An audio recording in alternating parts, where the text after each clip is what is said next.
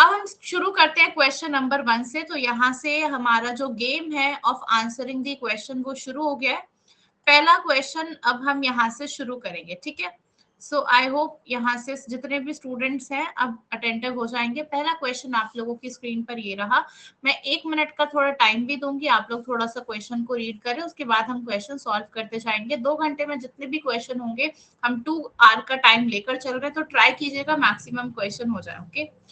जिस भी क्वेश्चन में कोई डाउट होगा, you people can straight away ask me कि मैम इस क्वेश्चन में डाउट आ रहा है, ये सॉल्व नहीं हो रहा है, या फिर कॉन्सेप्ट क्लियर नहीं हुआ, so that I can repeat it with you all, okay. चलिए, तो question number 1 is there on your screen. Are you guys ready? Ritika, आधे लोग तो अब आ रहे हैं। Sayan, Sapna, guys are you all ready? Yes और यस? Yes ma'am. चलिए, तो पहला क्वेश्चन आप लोगों की स्क्रीन पर ये रहा। Let me create a good poll for you all. एक पोल मैंने लगा दिया है, आप लोग सॉल्व करेंगे इस क्वेश्चन को। At 298 Kelvin, a zinc electrode is submerged in an acidic 0.9 molar zinc solution, which is connected by a salt bridge containing a silver electrode. Given है आपको जिंक का ऑक्सीडेशन पोटेंशियल एंड सिल्वर का oxidation potential. आपको initial voltage of the cell निकालना है, क्या होगा? E cell actually आपको यहाँ पर कैलकुलेट करना है। अगर यहाँ पर आप लोगों को स्टैंडर्ड वर्ड में लिख कर दे देता एग्जामिनर, तो समझ जाते ई नॉट सेल निकालना है, ठीक है। Everyone will solve the question now. जितने भी स्टूडेंट्स प्रेजेंट हैं सभी लोग यहाँ पर क्वेश्चन को सॉल्व करेंगे। Last 43 seconds left. देखिए, I want everyone to solve the questions. के बाद मैं डिटेल में सोल्यूशन कराऊंगी। आज का सेशन में आप पीडीएफ स्टोर करके रख लीजिएगा, क्योंकि मैक्सिमम मार्क्स यहाँ से आपको आज के सेशन से मिल जाएंगे, ओके। यस मैम, रेडी है। Last 20 seconds are there. 19, 18, 17, 16, 15, 14, 13, 12, 11, 10, 9, 8, 7, anyway very good, बहुत जल्दी आ गए बच्चे, congratulations to you. 4, 3, 2, 1 and time's up. चलिए, so let me share the leaderboard. यहाँ पर हरिप्रिया ने सबसे पहले आंसर दिया था। इन 7 स्टूडेंट्स का आंसर करेक्ट है, ठीक है। चलिए, तो यहाँ पर इस क्वेश्चन को हम कैसे सॉल्व करेंगे, इसका सोल्यूशन देख लेते हैं। पहले आपको क्या गिवन है कि एक जिंक की इलेक्ट्रोड है जो कि सबमर्ज है इन एन एसिडिक सोल्यूशन, जिसमें जिंक +2 आयन की कंसंट्रेशन कितनी गिवन है? Zn+2 आयन की जो कंसंट्रेशन है दैट इज 0.9 मोलर। गाइस, मेरी आवाज सभी को आ रही है क्लियरली? किसी को कोई इश्यू तो नहीं है वॉइस में? ऐसे है कि वॉइस अगर क्लियर नहीं आ रही है तो you people can tell me. आवाज क्लियर है एकदम? कोई कुछ भी डिस्टर्बेंस हो तो जस्ट पिंग अ मैसेज कि मैम आवाज नहीं आ रही है या फिर क्लियर नहीं है, सो that I can do something, okay. चलिए, यहाँ पर Ag+ की कंसंट्रेशन कितनी गिवन है आपको? 0.3 मोलर है। अब हम क्वेश्चन सॉल्व करने लग जाएंगे। यहाँ से देखिए, सबसे पहले अगर हम जिंक +2 की कंसंट्रेशन देखें तो ये क्या गिवन है? Oxidation potential. Ag से Ag+ की भी देखें तो ये क्या है? हमें ऑक्सीडेशन पोटेंशियल गिवन है। दोनों तरफ ऑक्सीडेशन पोटेंशियल गिवन है। किसका ऑक्सीडेशन पोटेंशियल ज्यादा है? इसमें प्लस की वैल्यू, इधर नेगेटिव की वैल्यू है। तो यानी कि हमारा जो जिंक इलेक्ट्रोड है वो किसकी तरह एक्ट करेगा? आप लोग साथ ही साथ बताते जाएंगे, अनोड की तरह। मैं कॉन्सेप्ट भी रिवाइज करा रही हूँ।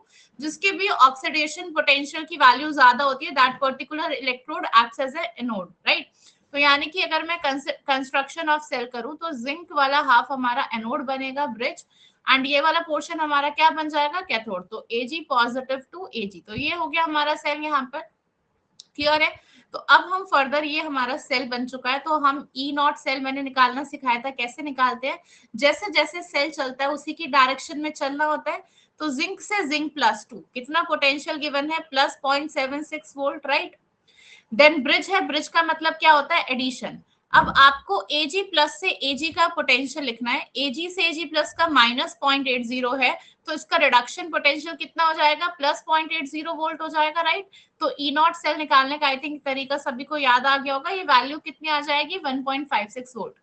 अच्छा, स्टूडेंट्स मोस्टली यहाँ गलती क्या करते हैं कि 1.56 वोल्ट देखकर 2 ऑप्शन पे टिक कर देंगे, और ये क्वेश्चन भी 2 नंबर का था। सोचेंगे 2 मार्क्स में तो एग्जामिनर हमसे ई नॉट ही निकलवा रहा होगा, बट ये गलत हो जाएगा क्योंकि उन्होंने स्टैंडर्ड वोल्टेज नहीं पूछा है, इनिशियल वोल्टेज पूछा है, मतलब ई सेल की बात हो रही है।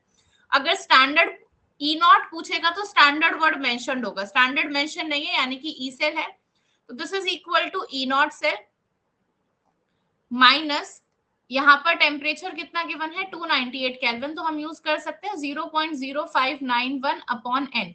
कितने इलेक्ट्रॉन्स का चेंज होगा, इधर 2 इलेक्ट्रॉन का चेंज है, इधर 1 इलेक्ट्रॉन का, तो पूरे फुल सेल को बैलेंस करने के लिए कितने से मल्टीप्लाई कर देंगे 2 से, तो ओवरऑल में 2 इलेक्ट्रॉन का चेंज रहेगा इनटू लॉग ऑफ। देखिए इक्वेशन लिख लें जरा हम, इक्वेशन क्या बनेगी, अनोड पर Zn giving Zn2 positive plus 2 electron, और कैथोड पे रिएक्शन क्या होगी, Ag positive plus electron giving silver. तो इस इक्वेशन को बैलेंस करने के लिए हमें 2 से मल्टीप्लाई करना है, तो ओवरऑल इक्वेशन बन गई Zn plus 2 Ag positive giving Zn plus 2 ion plus 2 Ag, right. तो यहाँ पर जो जिंक और सिल्वर है ये तो हमारे प्योर सॉलिड्स है, तो प्योर सॉलिड की कंसंट्रेशन चेंज नहीं होती है, कंसंट्रेशन इलेक्ट्रोलाइट की चेंज होगी। तो यहाँ पर प्रोडक्ट साइड पर है zinc plus 2 upon the concentration of reactant, reactant क्या है हमारा Ag प्लस, तो Ag प्लस की कंसंट्रेशन का क्या करना है स्क्वायर। अब जस्ट इसे सॉल्व कर लेना है, E cell is equal to E nought cell की वैल्यू आई है 1.56 वोल्ट माइनस, राइट। इधर आपका क्या गिवन है 0.0591 बाय 2 इंटू लॉग ऑफ, देखिए Zn प्लस 2 की कंसेंट्रेशन कितनी गिवन है यहाँ पर सोल्यूशन में देख लीजिए 0.9 अपॉन इसकी कितनी गिवन है 0.3 का स्क्वायर, राइट। तो यहाँ पर क्या है डिवाइडेड बाय 0.3 का स्क्वायर, तो 0.3 का स्क्वायर 0.09 बनेगा, ये चीज पर ध्यान रखना। 0.3 इंटू 0.3 0.09 आपको देगा, क्लियर है। तो जब आप सॉल्व करोगे तो उधर 10 की पावर -1 बनेगा। अब इसे सॉल्व कर लो, ठीक है, इसे सॉल्व कर लो तो यहाँ से वैल्यू बनेगी 1.56 वोल्ट माइनस 0.03 वोल्ट। तो जब आप सॉल्व करोगे तो आंसर नियर अबाउट 1.53 वोल्ट आएगा। Is it clear everyone, is it clear to you all, yes और नो। पहला क्वेश्चन हम कर चुके हैं, moving on to the next question. थोड़ा स्पीडली करेंगे क्योंकि काफी सारे क्वेश्चन हमें यहाँ पर करने हैं। Question number 2 is there on your screen. अभी रिसेंटली मैंने जब न्यूक्लियर केमिस्ट्री का रिवीजन कराया था तो ये क्वेश्चन कराया था वहां पर, याद आ रहा है सभी को, हाँ, product upon concentration of product upon concentration of reactant होता है। तो यहाँ पे प्रोडक्ट साइड पे जिंक है, रिएक्टेंट साइड पर सिल्वर आयन होगा, क्लियर है एवरीवन।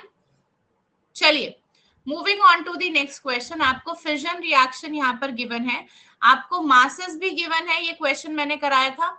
एंड मासेस किस किस का, यूरेनियम का, न्यूट्रॉन का, बेरियम का, क्रिप्टन का, सबका मास गिवन है। और आपको यहाँ पर एनर्जी का फॉर्मूला क्या होता है, delta E is equal to change in mass that is mass defect into C square. तो यहाँ पर इसकी वैल्यू भी गिवन है, सी स्क्वायर की कितनी गिवन है 931.494। तो जल्दी से इसको कैलकुलेट करेंगे एवरीवन। हाँ जी, डेल्टा एम फाइंड करके आपको एनर्जी का कन्वर्जन ऑलरेडी गिवन है, उससे मल्टीप्लाई कर देना। एक बार जल्दी से सभी लोग स्टार्ट करेंगे इस क्वेश्चन को सॉल्व करना। थर्ड ऑप्शन मैम, सभी लोग कमेंट सेक्शन में जवाब देंगे, डन मैम, सी, वेरी गुड, ठीक है। ये क्वेश्चन मैं डिटेल में नहीं कराऊंगी क्योंकि अभी रिसेंटली मैंने क्वेश्चन आप लोगों को फ्री क्लास में कराया था। यस, याद आ गया सभी लोगों को। कैसे करना है देखिए, यहाँ पर हमें चेंज इन मास निकालना है, तो कैसे निकालेंगे जरा बताइए। चेंज इन मास कैसे निकालेंगे, mass of product minus reactant करेंगे, reactant minus product, very good. तो यहाँ पर जब हमें चेंज इन मास निकालना है तो हम कैसे निकालेंगे, मास ऑफ, यहाँ पर सोच लीजिए रिएक्टेंट माइनस प्रोडक्ट है या प्रोडक्ट माइनस रिएक्टेंट है,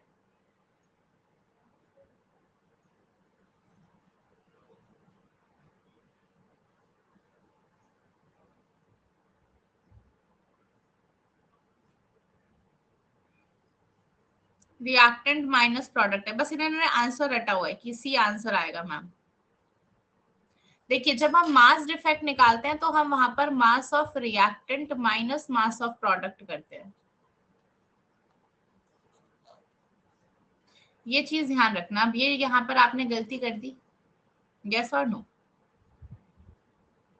यहाँ पर ये गलती हो गई भाई, राइट। तो ये छोटी छोटी चीजें जो ध्यान रखनी है। ये क्वेश्चन कैसे बनेगी, देखिए इस साइड जाएगा, यहाँ पर 1 न्यूट्रॉन है, यहाँ पर 3 न्यूट्रॉन है, तो रिजल्टेंट बनेगा 235 यूरेनियम 92 गिविंग यू 140 बेरियम 56, देखो यहाँ पर प्लस 93 क्रिप्टन 36, एंड यहाँ पर कितने बन गए, एक न्यूट्रॉन से 3 न्यूट्रॉन में तो कितना रिजल्टेंट बचा, 3 में से एक गया तो 2 न्यूट्रॉन्स बन जाएंगे। देखिए तो डेल्टा एम इसका मास कितना गिवन है 235, 235.0439, तो इसमें से आपको सब्ट्रैक्ट करना है, इसमें से सब्ट्रैक्ट करोगे इन सब का। बेरियम का कितना है 139.9106, राइट, प्लस क्रिप्टन का कितना गिवन है यहाँ पर 92.9313, प्लस 2 न्यूट्रॉन्स का करना पड़ेगा, 2 न्यूट्रॉन का कितना आएगा 2 इंटू 1.00867। जब ये वैल्यू आ जाएगी तो ये आपका डेल्टा एम आ गया। कन्वर्जन के लिए भी गिवन है, अगर आपको एनर्जी में निकालना है तो आपको इस मेगा इलेक्ट्रॉन वोल्ट में निकालना पड़ेगा। तो देखिए mega electron volt divided by C square है, तो सी स्क्वायर से सी स्क्वायर कट जाएगा और आंसर मेगा इलेक्ट्रॉन वोल्ट में आ जाएगा। तो यहाँ से जो भी वैल्यू आएगी आपकी, जो भी एक्स वैल्यू आएगी, आप उसे इस फैक्टर से मल्टीप्लाई कर देंगे, एएमयू में आएगी क्योंकि। तो यहाँ पर जैसे ही आप डिवाइड करेंगे, देखिए क्या है mega electron volt by C square, and आपको इनटू सी स्क्वायर करना था, तो देखिए सी स्क्वायर से सी स्क्वायर कट गया और आंसर यहाँ पर किस में आ जाएगा मेगा इलेक्ट्रॉन वोल्ट में। तो जस्ट इसे सॉल्व कर लो, इस सबको जोड़कर इससे माइनस करोगे तो 172.0 मेगा इलेक्ट्रॉन वोल्ट ये आपकी वैल्यू आ जाएगी। क्लियर है? Yes, ma'am. Amar has joined the session. Guys, I am again requesting everyone कि प्लीज सेशन को सबके साथ शेयर कर दो। मैं वन बाय वन अब डिटेल में क्वेश्चन यहाँ पर कराती चली जाऊंगी, ठीक है। आई डोंट वांट कि बच्चा बीच बीच में आया फिर कहे मैम हमें पता नहीं था, हमारा सेशन मिस हुआ है। बहुत इंपॉर्टेंट सेशन है, मैं 30 से 40 क्वेश्चन यहाँ कराने वाली हूँ एक ही साथ, तो प्लीज सभी के साथ सेशन को शेयर कर दो। Again and again I am requesting. The pair of complexes ion that does not obey the 18 electron rule. यहाँ fastest finger first की तरह करेंगे, जितना जल्दी हो सकेगा हम करते चले जाएंगे, ठीक है। ऑप्शन नंबर ए बोला है, जरा देखते हैं कि यहाँ पर बताना है। सबसे पहले जो आपको चीज गिवन है ना वो हाईलाइट कर देना है। हाँ जी, देखो ये फॉर्मूला होता है, अर्जुन सुनो, डेल्टा ई जो हमारी चेंज इन एनर्जी रिलीज होती है that is delta M into C square होता है, ठीक है। तो आपने जो डेल्टा एम निकाला वो किस में निकाला, एएमयू में निकाला, और एएमयू किसके इक्वल है 931.494 mega electron volt by C square. तो यानी कि ये आपकी यूनिट आ गई डेल्टा एम की, आपको इनटू सी स्क्वायर करना था तो सी स्क्वायर से सी स्क्वायर कट गया। क्लियर है? यहाँ पर अर्जुन ने पूछा था, Arjun is it clear now, right. तो ऐसे आंसर मेगा इलेक्ट्रॉन वोल्ट में आ जाएगा। चलिए, तो कई स्टूडेंट्स ने ए बोला है, तो यहाँ पर डज नॉट ओबे है, तो जरा देख लेते हैं। वेनेडियम CO6, वेनेडियम के पास कितने इलेक्ट्रॉन होते हैं, देखिए स्कैंडियम, टाइटेनियम, वेनेडियम। स्कैंडियम के पास कितने होते हैं 3, इसके पास 4, इसके पास 5, तो यहाँ पर 5 है, प्लस 2 कार्बोनिल का काउंट कितना होता है 2, कितने कार्बोनिल है 6, तो यहाँ से 12 प्लस 5 17 इलेक्ट्रॉन। पहला ही ऑप्शन हमें ऐसा मिल गया कि ये ओबे नहीं करता, तो यही ऑप्शन करेक्ट हो जाएगा, तो आगे जाने की जरूरत ही नहीं है, ठीक है। 2 नंबर का क्वेश्चन था नेट का, ये पूरा जून 2023 का पेपर डिस्कस हो रहा है, तो एक बार में हम करते चलेंगे। चलिए, इंपॉर्टेंट सवाल, इस क्वेश्चन को आंसर करेंगे। मैं 60 सेकंड्स का यहाँ पर टाइम दे रही हूँ। जो क्वेश्चन मुझे लगेगा कि हाँ ये ऐसा क्वेश्चन है जहां पर आप गलती कर सकते हो, तो मैं थोड़ा सा आप लोगों को टाइम दे दूंगी, वहां पर थोड़ा सोचो इस क्वेश्चन को। पहले 2 एनर्जी लेवल गिवन है, nx is equal to 1, ny is equal to 6। दूसरा है जहां पर nx की वैल्यू 3 है और ny की वैल्यू 2 है of a particle in 2D box. आपको गिवन है अगर साइड Lx एंड Ly क्या है, डीजेनरेट है, और Lx की वैल्यू 1 है, तो बताना है Ly length along the side y कितनी होगी। आई थिंक ब्रिजपाल काफी अच्छे से घर पे प्रैक्टिस चल रही है, बिल्कुल इन्होंने 2 सेकंड में सॉल्व कर दिया, यानी कि जून का पेपर सॉल्व कर चुके हैं ये। देखो इसी से ही पता लगता है कंपटीशन की, साथ वालों ने कितना कर रखा है और हमें भी कितना रिवीजन करना है। कोई बात नहीं, जिसने नहीं किया है वो डरेगा नहीं, क्योंकि वो भी क्लास में क्वेश्चन करेगा, ठीक है। चलो इस क्वेश्चन को फटाफट करेंगे। यहाँ पर लास्ट 10 सेकंड सृष्टि ने आंसर दिया, वेरी गुड सृष्टि, बिल्कुल सही है। लास्ट 2 सेकंड राशि, वेरी गुड वेरी गुड। चलिए, तो यहाँ पर 3 स्टूडेंट्स हैं, सुपर, सृष्टि एंड राशि, तीनों का आंसर सही था। चलिए वेरी गुड। कैसे करेंगे इस क्वेश्चन को जरा हम देखते हैं। सबसे पहले जब भी हम 2D बॉक्स के लिए एनर्जी का एक्सप्रेशन देखते हैं तो क्या होता है, under the degeneracy concept it is n square x upon l square x plus n square y upon l square y।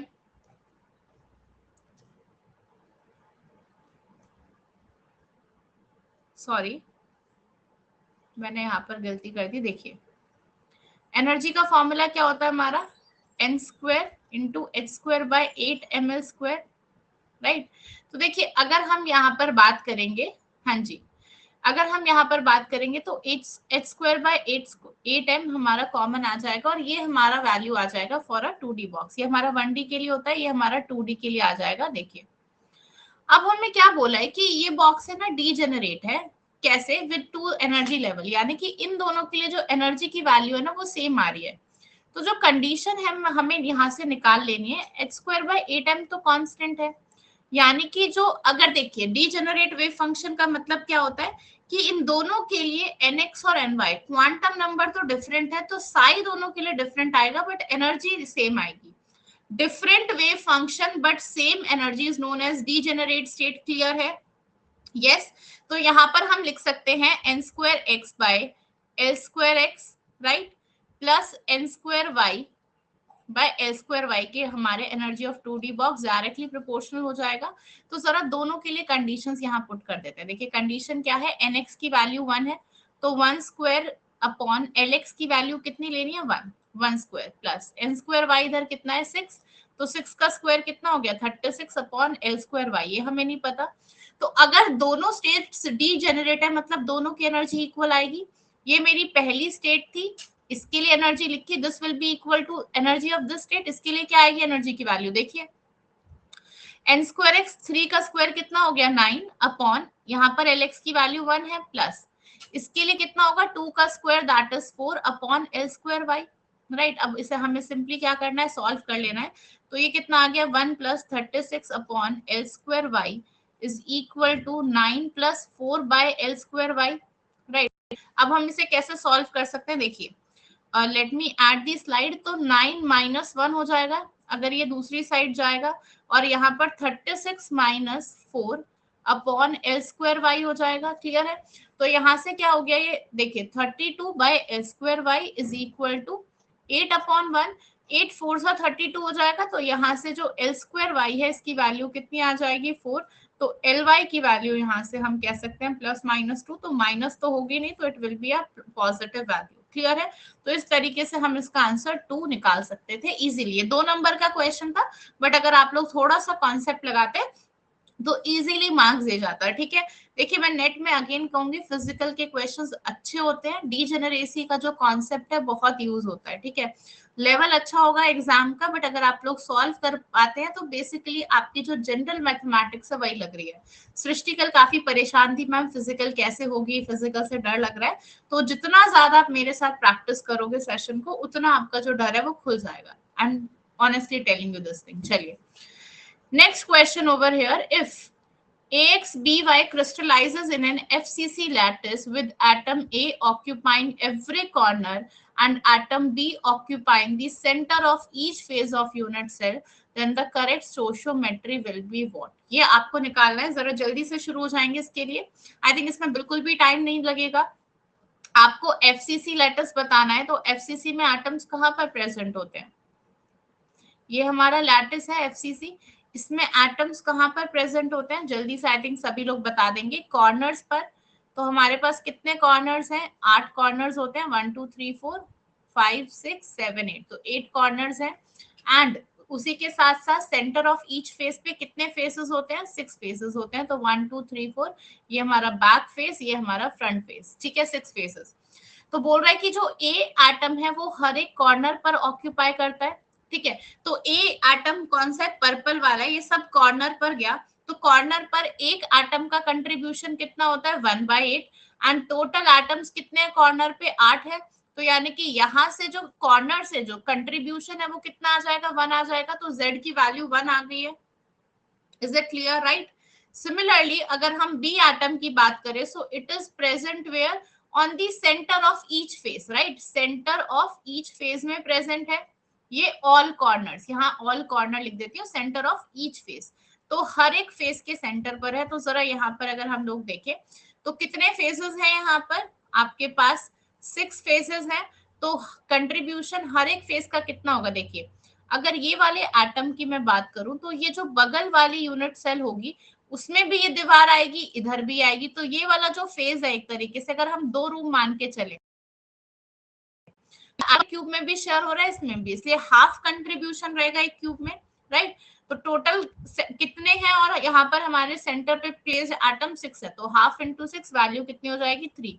तो ए का कंट्रीब्यूशन 1 है, बी का कंट्रीब्यूशन कितना है 3, तो यहाँ से जो करेक्ट फॉर्मूला बनेगा that will B AB3। I think सभी को क्लियर है।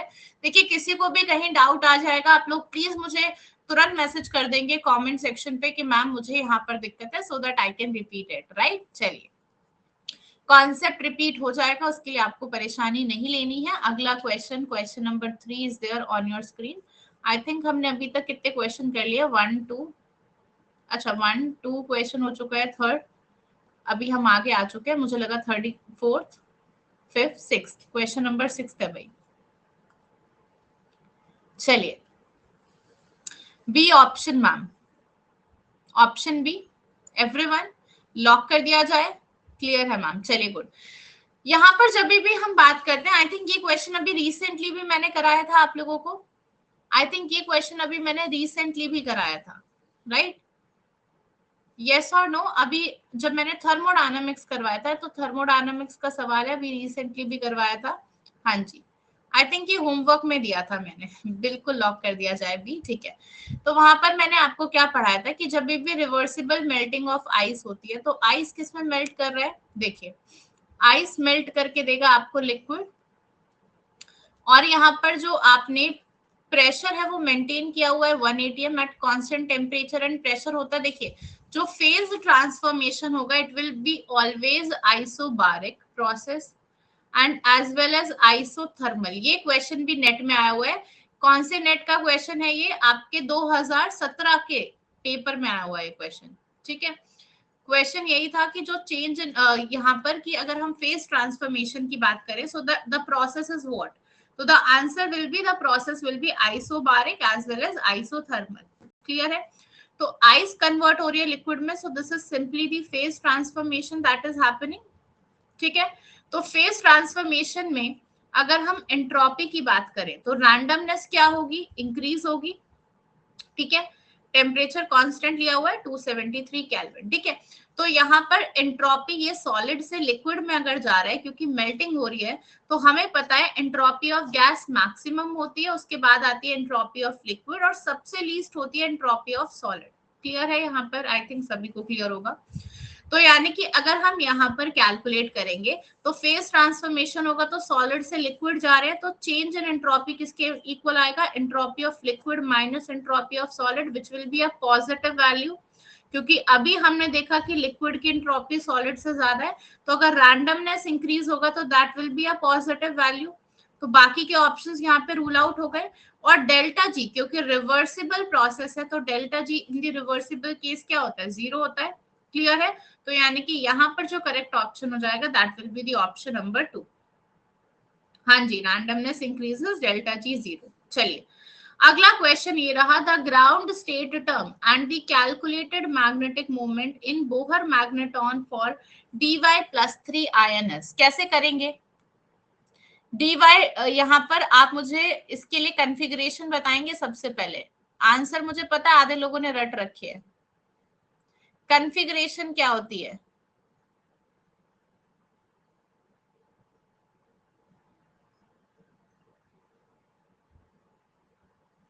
डिस्प्रोजियम गिवन है हमें,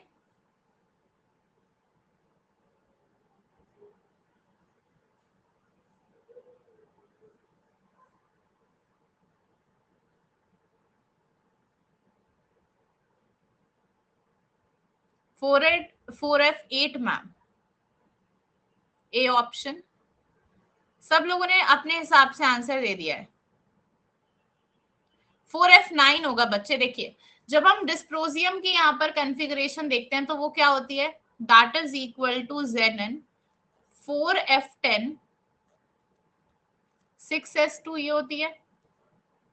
अब हमने +3 किया है तो 2 इलेक्ट्रॉन यहाँ से जाएंगे और 1 इलेक्ट्रॉन यहाँ से जाएगा। देखिए कॉन्फ़िगरेशन याद रखना इंपॉर्टेंट है, आप लोग आंसर मत रटिए, मैं पहले ही बोल रही हूँ क्योंकि क्वेश्चन तो सेम आएगा नहीं। यानी कि आपने डी के लिए ये तो रटा नहीं हुआ है, बस हाँ इतना पता है कि इसका आंसर इतना होगा, right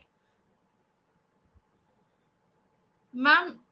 dy +4 is equal to 4f5 बोला, 4f9 होता है बच्चे, इसकी कॉन्फ़िगरेशन ये है।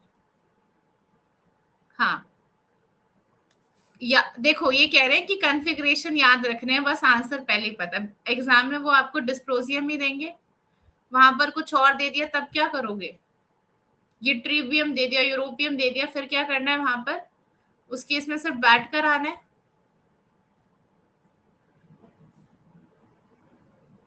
क्यों भाई, टर्म सिंबल से निकलेगा मैम ये। हाँ जी ठीक है, तो यहाँ पर अगर हम 4f9 की बात करेंगे, हाँ जी, तो 7 इलेक्ट्रॉन्स इधर कितने होते हैं, 1 2 3 4 5 6 7, 7 ऑर्बिटल्स होते हैं। कितने भरने, 9, 1 2 3 4 5 6 7 8 9, ठीक है। तो कितने अनपेयर्ड इलेक्ट्रॉन्स हो गए आपके पास, 5। तो स्पिन की वैल्यू कितनी आ जाएगी, 5/2। तो यहाँ से स्पिन मल्टीप्लिसिटी की वैल्यू कितनी आ जाएगी, 2 × s+1 कर दीजिए। तो 2 × 5/2 +1 कर देंगे तो ये वैल्यू तो 6 आ गई। तो स्पिन मल्टीप्लिसिटी देखिए सबकी 6 गिवन है। एल की वैल्यू निकालेंगे तो एल की वैल्यू कितनी आएगी, ऑब्वियसली एच ही आएगी, यहाँ पर सभी का ही सेम गिवन है वो चीज भी। हाँ जी, तो यहाँ पर जब आप लोग कैलकुलेट करेंगे तो एल की वैल्यू कितनी आ जाएगी यहाँ से, that will be equal to summation of ml। तो देखिए पहले 7 इलेक्ट्रॉन के लिए तो 0 ही होगी, 8th और 9th के लिए क्या होगा, 3 + 2 that will give you value 5। और 5 के करस्पॉन्डिंग कौन सी स्टेट होती है, एच होती है, राइट क्लियर है। अब अगर configuration more than half filled है तो जे की वैल्यू कैसे निकालते हैं, एल प्लस एस करके। तो एल वैल्यू कितनी है आपकी, 5 है, और एस वैल्यू कितनी आई थी यहाँ से, देखिए एस वैल्यू कितनी थी, 5/2। So this will give you the value 15/2, right. तो हमारा टर्म सिंबल कैसे बनता है, हमेशा ध्यान रखिएगा। यहाँ पर हमारी जो स्टेट है वो लिखी जाती है, सर पर दैट इज सुपर स्क्रिप्ट में होती है स्पिन मल्टीप्लिसिटी दैट इज 6, और नीचे सबस्क्रिप्ट में क्या आती है, जे वैल्यू दैट इज 15/2। यानी कि 1 और 2 में से ऑप्शन होगा, 3rd and 4th are ruled out, right. अब मुझे सभी लोग यहाँ पर जी की वैल्यू बताएंगे, जी कैसे निकालते हैं, what is ji.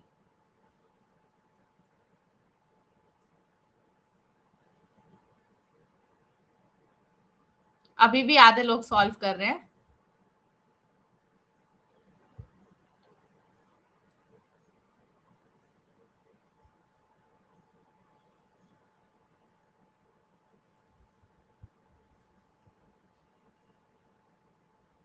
Landé factor नहीं पता मैम।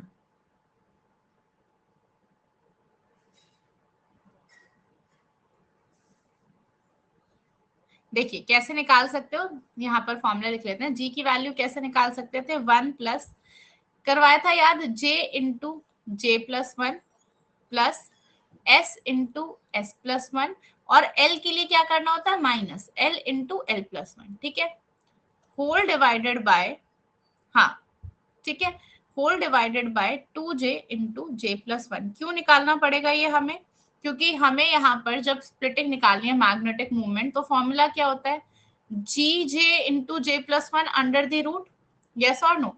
तो यानी कि यहाँ पर आपको निकालना पड़ेगा जी की वैल्यू। अब जी की वैल्यू मुझे यहाँ पे सॉल्व करके बता दो क्या आ रही है, सभी लोग पहले मुझे सॉल्व करके बताएंगे जी की वैल्यू यहाँ से क्या आ रही है, everyone will solve this.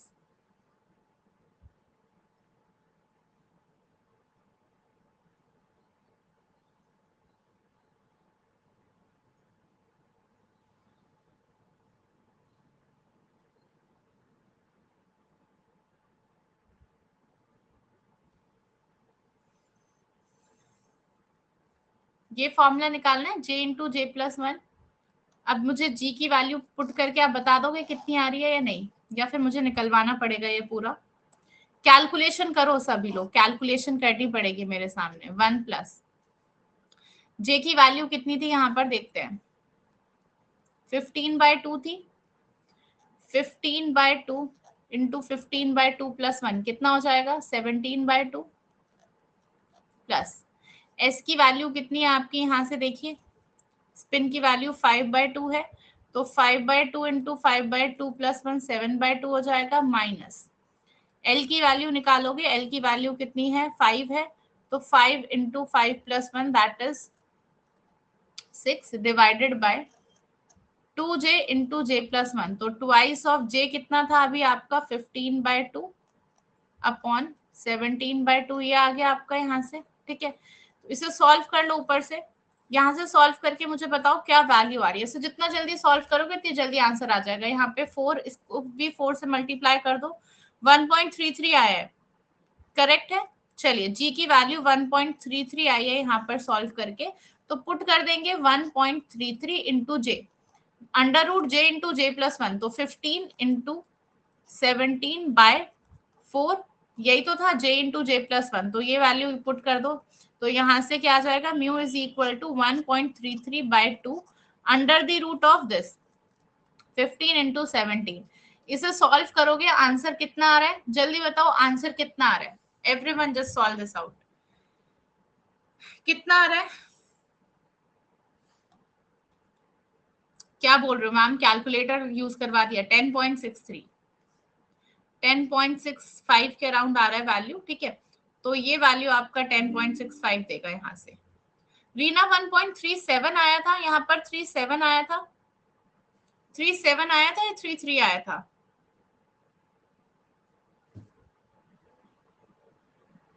Clear है, ये क्वेश्चन समझ में आ गया। देखिए अब यहाँ पर इंपॉर्टेंट है क्योंकि हर साल नेट में ये सवाल आता है, ठीक है, तो इसीलिए मैंने आप लोगों को क्लास में सॉल्व कराया, 37 आएगा। ठीक है, इसीलिए मैंने क्वेश्चन क्लास में सॉल्व कराया कि आप लोग इसे सिर्फ रट कर जा रहे हैं, ये आधे लोग रटा हुआ है कि मैम इसका आंसर ये, इसका आंसर ये है। एग्जाम में तुम्हें फॉर्मूला ही देगा वो, ठीक है, फॉर्मूले से ये सारी चीजें निकालनी है, तो मेथड पता होना चाहिए कि पहले आपको ये सॉल्व करना है, जब भी 4 नंबर का सवाल है ये, ठीक है, तो पूरा सॉल्व करना पड़ेगा। Then this is the formula to calculate magnetic movement. तो पहले आप जी वैल्यू निकालोगे, that is the Lande g factor. Lande factor का फॉर्मूला ये है, पहले आप ये निकालोगे, यहाँ पुट करोगे, जे निकाल चुके हो, आंसर इस तरीके से निकाल लोगे। आई थिंक अब सब लोग कर लेंगे, इस टाइप का क्वेश्चन आएगा, यूरोपियम दे दे, ट्रिबियम कुछ भी दे दे अब आपको, आप आई थिंक कर लोगे, राइट? जी मैम, चलिए moving on to the next question.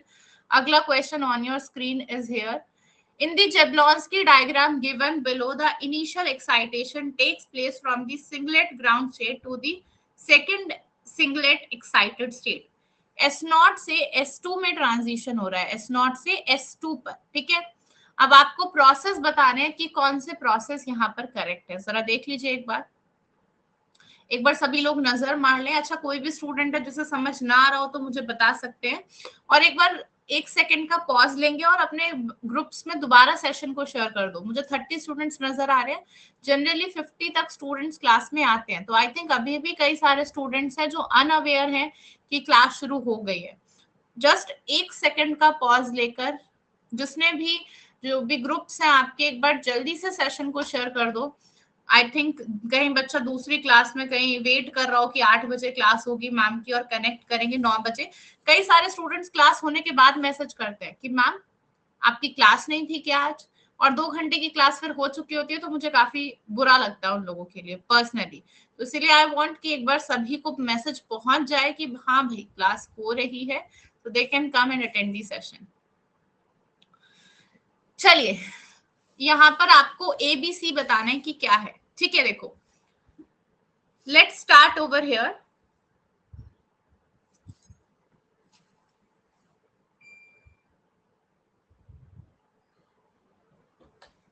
देखिए सबसे पहले आपको क्या गिवन है, देखिए यहां से जब हम S0 से S2 जाएंगे तो ये क्या है बताइए, जब हम S0 से S2 जाते हैं तो इस प्रोसेस को क्या बोलते हैं, एब्जॉर्प्शन। अब सारे प्रोसेस रिवाइज करा रही हूँ, ध्यान से देख लेना, ठीक है।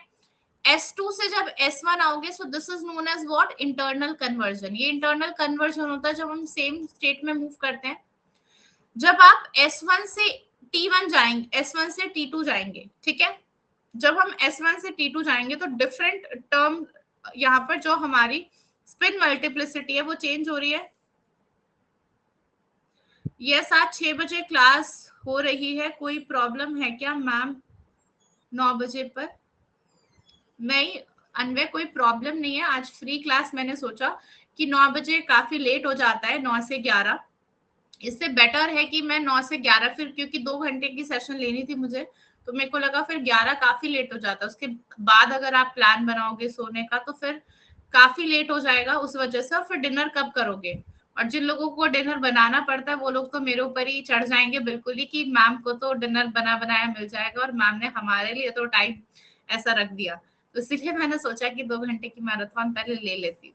ठीक है, चलिए देखिए, जब हम डिफरेंट मल्टीप्लिसिटी में ट्रैवल करते हैं तो that is known as inter system crossing.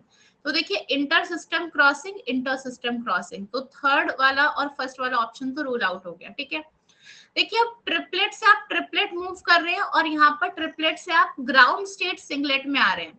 तो देखिए एक चीज है, जब आप ट्रिपलेट से ग्राउंड स्टेट में आते हैं ना, so this process is known as phosphorescence. तो ये तो फोस्फोरेसेंस है, ये ट्रू है। अब देखो एक चीज है जो मैं आप लोगों को बोलना चाहूंगी, जब हम T2 से T1 मूव करते हैं, ठीक है, T2 से T1 जब हम सेम स्टेट में मूव करते हैं, हम उसे इंटरनल कन्वर्जन कहते हैं। ठीक है, बट यहाँ पे इंटरनल कन्वर्जन गिवन नहीं है और ये प्रोसेस फोस्फोरेसेंस हो नहीं सकता। तो यहाँ पर हम ऑप्शन एलिमिनेशन अप्रोच से जाएंगे। T2 से T1 कभी भी आपका फ्लोरोसेंस नहीं होता। फ्लोरोसेंस कब होता है? जब हम सेम स्टेट में नीचे जाते हैं और Hmu एनर्जी का फोटोन रिलीज होता है। बट ये फोस्फोरेसेंस तो हो नहीं सकता, क्योंकि फोस्फोरेसेंस में तो ट्रिपलेट से सिंगलेट जाता है, वहां तो चेंज ऑफ स्पिन होना चाहिए। तो फोस्फोरेसेंस ये हो नहीं सकता, इसलिए मोस्ट सुटेबल आंसर यहाँ पर 4 है। बट अगर हम करेक्ट मायने में देखें, T2 से T1 जाना, सेम स्पिन का जो हमारा सेम स्पिन मल्टीप्लिसिटी का जो प्रोसेस होता है, that is known as internal conversion, right. और यहाँ पर आपको इंटरनल कन्वर्जन ऑप्शन में ही नहीं गिवन है, बी में कहीं भी। तो फ्लोरोसेंस में भी क्या होता है, सेम स्पिन में मूव करते हैं S1 से S0, राइट। तो जब सेम स्पिन का जो ट्रांसफर होता है दैट इज फ्लोरोसेंस। और यहाँ पर भी क्या होना चाहिए, Hmu एनर्जी का फोटोन रिलीज होना चाहिए। तो मोस्ट करेक्ट आंसर यहाँ पर ये है, राइट। मोस्ट इन सब में से अगर करेक्ट देखा जाए तो ये, बट बिल्कुल करेक्ट अगेन ये भी नहीं है, यहाँ पर इंटरनल कन्वर्जन होना चाहिए। क्लियर है? बट एग्जामिनेशन में मैंने अगेन बोला, हमें क्वेश्चन से लड़ाई नहीं करनी है, अपना मोस्ट सुटेबल आंसर ढूंढते हुए चलना है। Is it clear? चलिए अगला क्वेश्चन आप लोगों की स्क्रीन पर ये रहा। बहुत ही अच्छा क्वेश्चन था ये, 2 नंबर का क्वेश्चन था। अच्छा ट्विस्टर था ये क्वेश्चन। इस क्वेश्चन को देखेंगे, यहाँ पर आपको 2 कंपाउंड्स गिवन थे, cesium-3 COCl5, एंड आपको एक कॉम्प्लेक्स गिवन था अमोनियम 4 थ्राइस ZnCl5। और आप लोगों को इसमें पूछा था कि बताइए coordination number of cobalt ion respectively दोनों केसेस में क्या होगा। तो कैसे निकालेंगे आप सभी लोग, एक बार मुझे इसका आंसर करके बताएंगे जल्दी से, quickly, without wasting any time. किसी को आता है तो बता सकते हैं। B option ma'am, very good. ठीक है, इसमें जो सीजियम है वो कैसे एग्जिस्ट करता है देख लीजिएगा। यहाँ पर जो सीजियम का कॉम्प्लेक्स है, अब यहाँ पर पता होना चाहिए, it exist as caesium thrice COCl4 chlorine, इस फॉर्म में एग्जिस्ट करता है ये। एंड सिमिलरली ये वाला जो कॉम्प्लेक्स है वो कैसे एग्जिस्ट करता है, ammonium thrice, right, and then ZnCl4 and यहाँ पर क्लोरीन। तो ये इस फॉर्म में एग्जिस्ट करते हैं। तो यानी कि जो कोऑर्डिनेशन स्फीयर के अंदर क्या रहेगा, कोऑर्डिनेशन नंबर 4 ही रहेगा।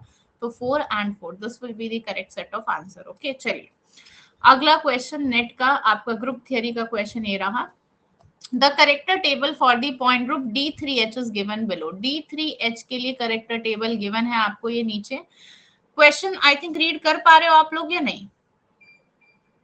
आप लोग क्वेश्चन को रीड कर पा रहे हैं सभी लोग? इस क्वेश्चन में कोई रीड करने में प्रॉब्लम है? रीड कर पा रहे हैं, चलिए तो क्वेश्चन को रीड कीजिए और आंसर दीजिए। याद है मैम? यार कॉन्सेप्ट भी थोड़ा सा पढ़ना चाहिए। अच्छा ठीक है, अच्छे से देख नहीं रही है, मैं बता देती हूँ। ये क्वेश्चन पेपर में क्वेश्चंस रेड कलर्ड के थे तो इसीलिए इस तरह का है। देखिए बोला है कि ग्राउंड स्टेट में BF3 की क्या होती है, D3S सिमेट्री होती है। पहला स्टेटमेंट है fundamental transition to an A1 dash is IR active, कि A1 डैश फंडामेंटल ट्रांजिशन है और IR एक्टिव है। तो IR एक्टिव के लिए क्या देखना होता है, कॉलम 3 में XYZ होना चाहिए। तो A1 डैश क्या फंडामेंटल ट्रांजिशन है, हाँ फंडामेंटल है, सारे +1 है। बट क्या कॉलम 3, इसके लिए हमें कॉलम 3 चेक करना होता है और रमन एक्टिव के लिए हमें कॉलम 4 चेक करना होता है, राइट। तो क्या कॉलम 3 में XYZ की टर्म है, नहीं है, तो this is not IR active, तो पहला ऑप्शन रॉन्ग हो जाएगा। अगला बोल रहा है fundamental transition to the A2 dash, ठीक है, कि A2 dash fundamental transition A1 dash से कहां जाना है, A2 डैश, ठीक है। तो अगर आप इसके इन दोनों के करेक्टर्स को मल्टीप्लाई करोगे तो A2 डैश ही मिलेगा, क्योंकि A1 डैश तो मोस्ट सिमेट्रिक है, राइट। तो ये बोला है कि this is neither IR active nor Raman active, यानी कि ना ही XYZ होगा कॉलम 3 में, ना ही कोई क्वाड्रेटिक टर्म होगी। तो करेक्ट है, या रोटेशनल टर्म है पर ट्रांसलेशनल XYZ टर्म नहीं है, और यहाँ पे भी कोई क्वाड्रेटिक टर्म नहीं है, तो यानी कि सेकंड स्टेटमेंट क्या हो गई, ट्रू हो गई, राइट। अगला क्या कह रहा है आपको, fundamental transition to the A2 state, मतलब आपको A1 डैश से कहां जाना है, A2। तो अगर आप characters of A1 dash into A2 करोगे भी तो भी A2 ही मिलेगा, क्यों, क्योंकि A1 डैश तो मोस्ट सिमेट्रिक है, तो यहाँ पे A2 के करेक्टर्स आ जाएंगे। तो A2 कहां पर है आपका, अगेन ये रहा, बोला A2 इज रमन एक्टिव, तो रमन एक्टिव नहीं है भाई, क्वाड्रेटिक टर्म नहीं गिवन है, ये भी गलत हो गया। ऑलरेडी हमें सेकंड ऑप्शन अपना करेक्ट मिल चुका है, क्लियर है। मैं फिर भी एक्सप्लेन कर रही हूँ बाकी के पॉइंट्स, क्योंकि क्वेश्चन 4 नंबर का था यहाँ पर। देखिए अगला क्या बोल रहा है, a fundamental transition to the E double dash state is both IR active as well as Raman active. तो अगर हम ई डबल डैश स्टेट को देखें तो ये IR एक्टिव भी होगा, रमन एक्टिव भी होगा। तो देखिए ये हमारा रमन एक्टिव तो है क्योंकि इसमें क्वाड्रेटिक टर्म है, बट ये IR एक्टिव नहीं होगा क्योंकि इसमें XYZ की टर्म नहीं है। तो ये वाला ऑप्शन यहाँ पर गलत हो गया, क्लियर है।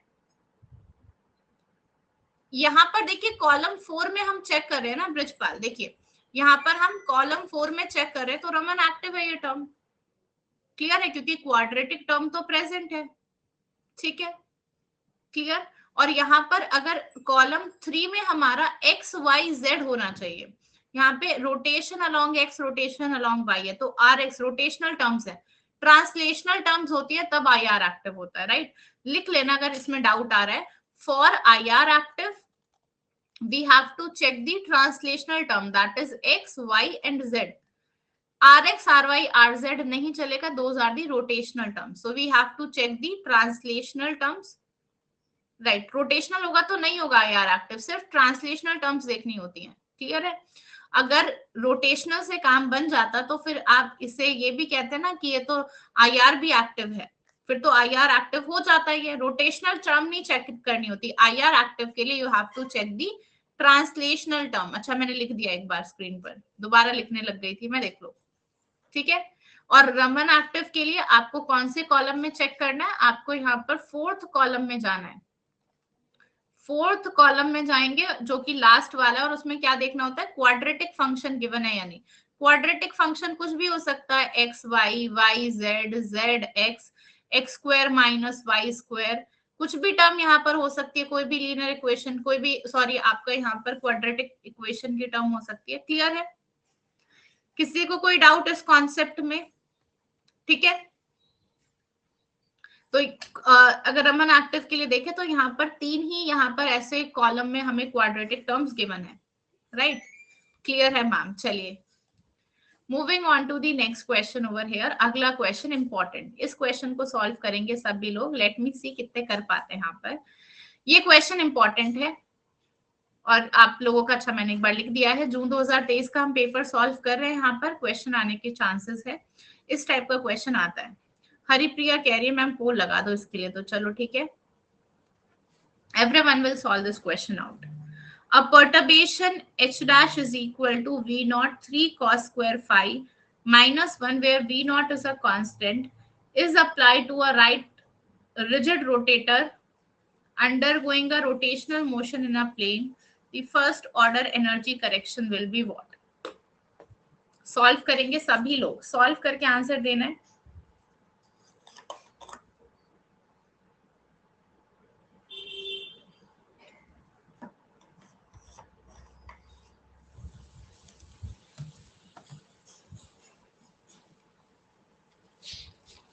आई थिंक हम नेक्स्ट 1 घंटे में मैक्सिमम क्वेश्चंस डिस्कस कर लेंगे, जिस हिसाब से जिस स्पीड से हम क्वेश्चंस करने निकले हैं।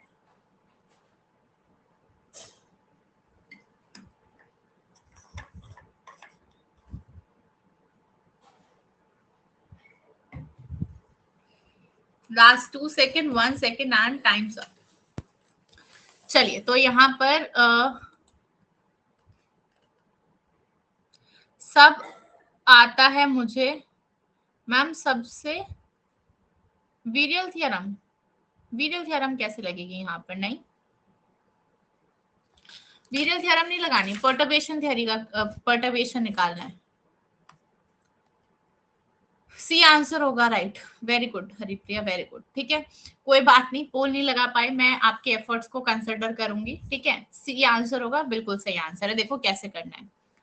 रिजिड रोटर के लिए आपको फर्स्ट एनर्जी करेक्शन निकालनी है to the ground state where the rotation motion is happening in a plane. ठीक है, तो जब भी हम इन अ प्लेन की बात करते हैं तो यहाँ पर आपका वेव फंक्शन क्या बनता है ग्राउंड स्टेट के लिए? देखिए, आपका जनरली फॉर mth स्टेट आपका फॉर्मूला होता है 1/√2 pi into E to the power iota M phi. ये पढ़ा था फाई की टर्म में, क्योंकि आपको यहाँ पे जो पर्टर्बेशन है फाई की टर्म में यही था। अब ग्राउंड स्टेट के लिए m की वैल्यू क्या होती है? 0। ठीक है, तो आपका जो वेव फंक्शन है ग्राउंड स्टेट के लिए वो क्या बन जाएगा? 1/√2 पाई, क्योंकि e की पावर 0 1 ही होता है। ठीक है, तो एनर्जी करेक्शन अगर फर्स्ट ऑर्डर के लिए निकालनी है तो ग्राउंड स्टेट में फर्स्ट ऑर्डर एनर्जी करेक्शन, तो इस तरीके से लिखते हैं, यहाँ पर ऑर्डर ऑफ करेक्शन और यहाँ पर स्टेट लिखा जाता है। आई थिंक इतना क्लियर होगा। This will be equal to what? Psi naught star into delta H, जो कि आपको गिवन है यहाँ पर, into psi naught D tau, यही करोगे आप। ठीक है, अब देखो यहाँ पर आपका जो वेव फंक्शन है ये तो कांस्टेंट है 1/√2 पाई, तो 1/√2 पाई इंटू 1/√2 पाई, ये तो कॉमनली बाहर आ जाएगा, 1/2 पाई लिख सकते हैं। यस और नो? क्योंकि ये तो कांस्टेंट ही है, इसके साथ कुछ भी आपकी फाई की टर्म ही नहीं है। फाई की लिमिट्स कहां से कहां होती है? 0 से 2 पाई होती है, ये बात ध्यान रखिएगा, 0 से 2 पाई। ठीक है, डेल्टा एच में फाई की टर्म है, that is v0 into 3 cos square phi minus 1, तो यहां से इंटू डी फाई। अब देखिए यहाँ से v0 भी बाहर आ जाएगा, v0/2 पाई, 0 से 2 पाई आपको इंटीग्रेट करना है। अब देखिए cos स्क्वायर फाई को हम सॉल्व करते हुए कैसे लिख सकते हैं? आर्चीज अ वेरी गुड इवनिंग। देखिए cos स्क्वायर फाई को हम कैसे लिख सकते हैं? 1 माइनस cos 2 फाई/2, राइट। तो आप इसको इंटीग्रेट करेंगे तो यहाँ पर क्या आ जाएगा? देखिए यहाँ से 3/2 कॉमन निकाल लेंगे, अगेन ये बनेगा 1 माइनस cos 2 फाई/2, राइट, एंड माइनस यहाँ पर क्या है? तो वेट करना, इसको आप लिखें, इसका v0 एक बार 1/2 पाई, इसका v0 इधर, इसमें भी अगेन आपको इंटीग्रेशन करना है 0 से 2 पाई, और यहाँ पर भी क्या है? डी। ठीक है, जब आप इसे तो ये आप कॉमन करना, जब आप इसे सॉल्व करोगे, आप इंटीग्रेट करोगे 3/2 माइनस 5, इसे इंटीग्रेट करके सॉल्व करना, ये वैल्यू कितनी आएगी जरा मुझे बताएंगे?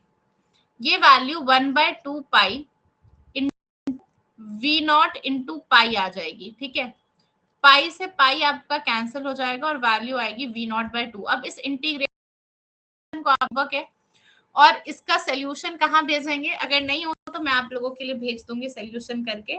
मेरा जो टेलीग्राम ग्रुप है that is chemistry by Lekhanshu ma'am. I think मैंने स्टार्टिंग में ही मेंशन कर दिया था मेरे टेलीग्राम ग्रुप का name, this is the name, chemistry by Lekhanshu ma'am. ठीक है, आई थिंक करा हुआ ये क्वेश्चन सभी लोगों ने, अगर नहीं भी किया है तो भी मैंने आप लोगों को यहाँ पर भेज दूंगी। वेरी गुड, क्लियर है? यहाँ पर सिंपल है, देखो 3/2 अंदर जाएगा तो वहां पर आपकी 2 पाई आएगी माइनस cos 2π/2। तो cos का क्या होता है आपका इंटीग्रेशन साइन होता है, राइट? तो साइन 2π/2 होगा तो 0 से 2π, तो साइन 0 ही बनेगा, तो ये टर्म नेग्लेक्ट हो जाएगी यहाँ से, और वहां से अगेन 2π बनेगा आपका। क्लियर है? तो आपको सॉल्व करना है यहाँ से आराम से, तो जब सॉल्व हो जाएगा तो आंसर ये निकल के आएगा। हाँ जी, चलिए अगला question, the number of oxygen bonds in P4O6 and P4O10। बहुत ही आसान क्वेश्चन था, 2 नंबर का क्वेश्चन एग्जाम में आया हुआ था, जल्दी बता दो P4O6 और P4O10 में कितने ऑक्सीजन एटम्स होते हैं?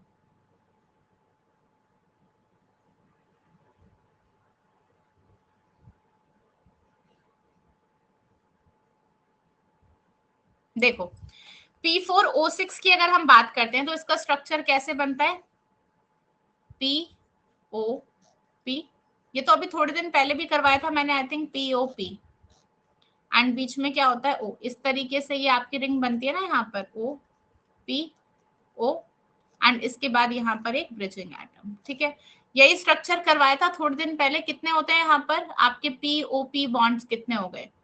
नंबर ऑफ ऑक्सीजन 1 2 3 4 5 6 हो गए।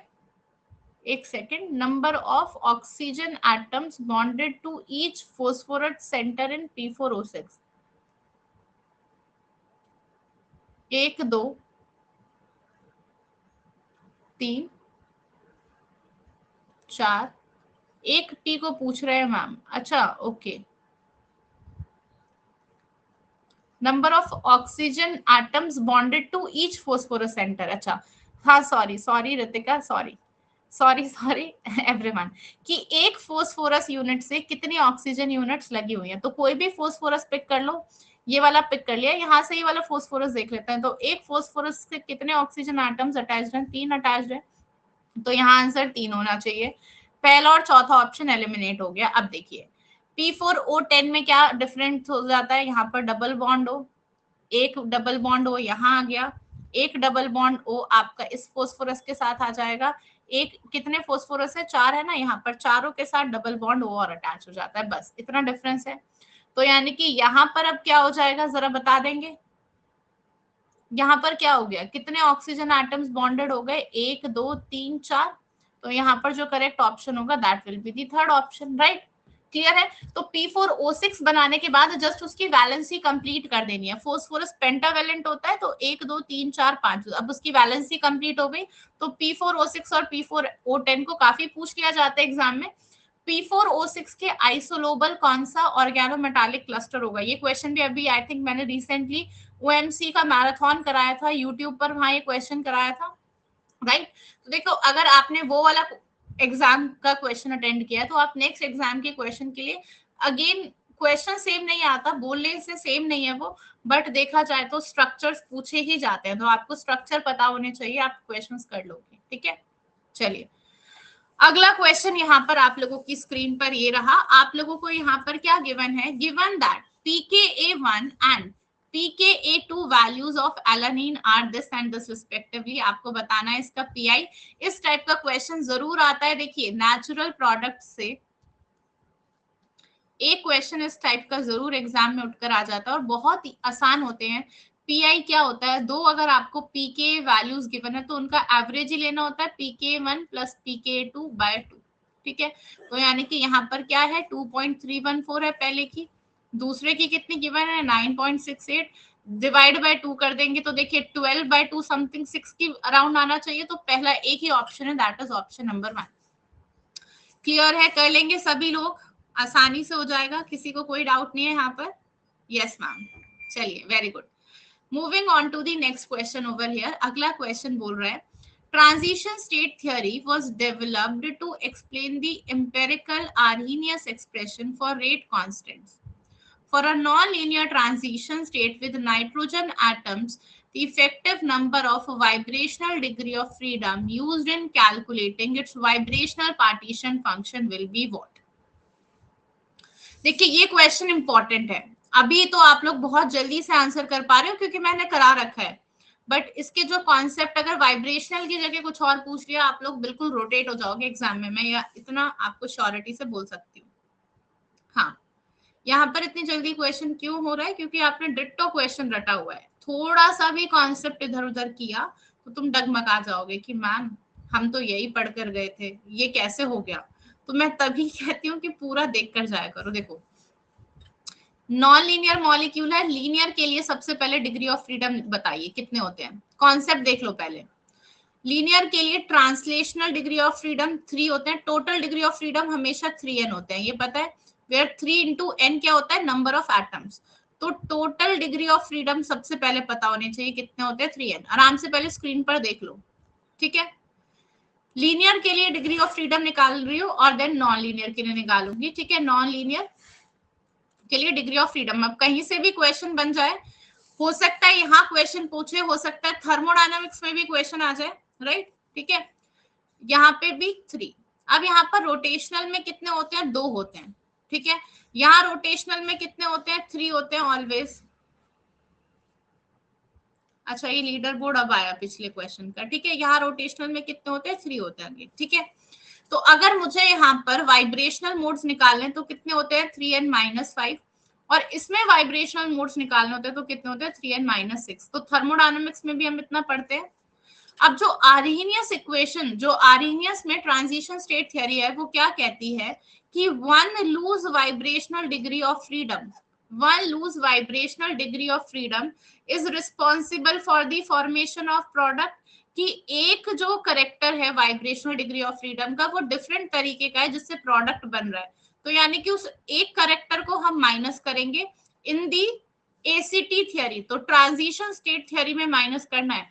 कहीं थर्मोडायनामिक्स में पूछ रहा है एग्जामिनर कि नॉन लीनियर में वाइब्रेशनल बताओ और 3n-7 करके आ रहे हो, तो वहां ध्यान रखना 3n-6 ही होगा।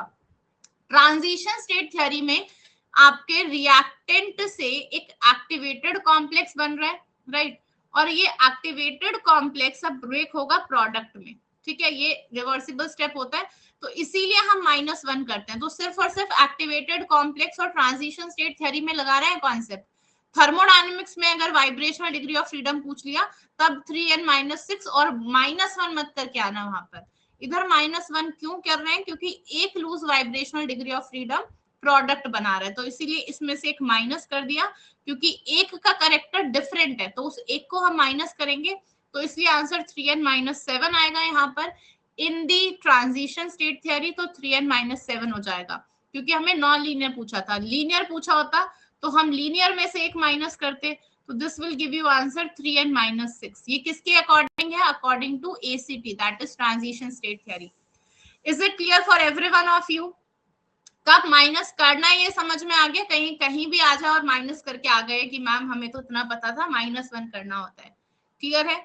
नहीं मिला हैज कनेक्टेड, धीरे धीरे करके अभी स्टूडेंट्स को पता लग रहा है, अभी अभी आना शुरू हुए। दीपाली भी सेशन में 1 घंटे बाद आई है, क्या बात है बच्चों, कहीं और बिजी थे, सेशन का लिंक नहीं मिल पाया, क्या इशू हो गया था? अभी देखो धीरे धीरे करके आ रहे हैं। रश्मि हैज कनेक्टेड। रश्मि एक बार अपने फ्रेंड्स और कलीग्स अपने ग्रुप में सेशन का लिंक शेयर कर दो, that the June 2023 previous year paper solution classes live, क्योंकि मुझे पता है ऐसे भी कई सारे स्टूडेंट्स निकलेंगे जिन्हें पता ही नहीं होगा कि क्लास हो रही है, वो धीरे धीरे करके आएंगे। मैम कर दिया है, चलिए ठीक है। Moving on to the next question over here, अगला क्वेश्चन ये रहा, सॉल्व करते हैं। The following plot schematically shows the variation of two molecular orbitals psi1 and psi2 along the internuclear axis of a linear triatomic molecule A to B. आगे आपको given है if the atomic orbitals corresponding to atom A and B are respectively phi A and phi B, तब आपको बताना है जो molecular orbital psi1 and psi2 है इनके करस्पॉन्डिंग में उनके कोएफिशिएंट्स, उनके लिए वेव फंक्शन यहाँ क्या बनेगा।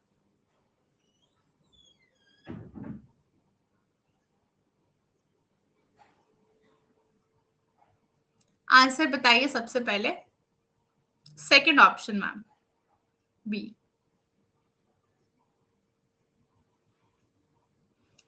सभी का आ गया आंसर, लॉक कर दिया जाए। देखिए बी आंसर यहाँ पर कई सारे स्टूडेंट्स ने दिया है, कैसे होगा देखिए।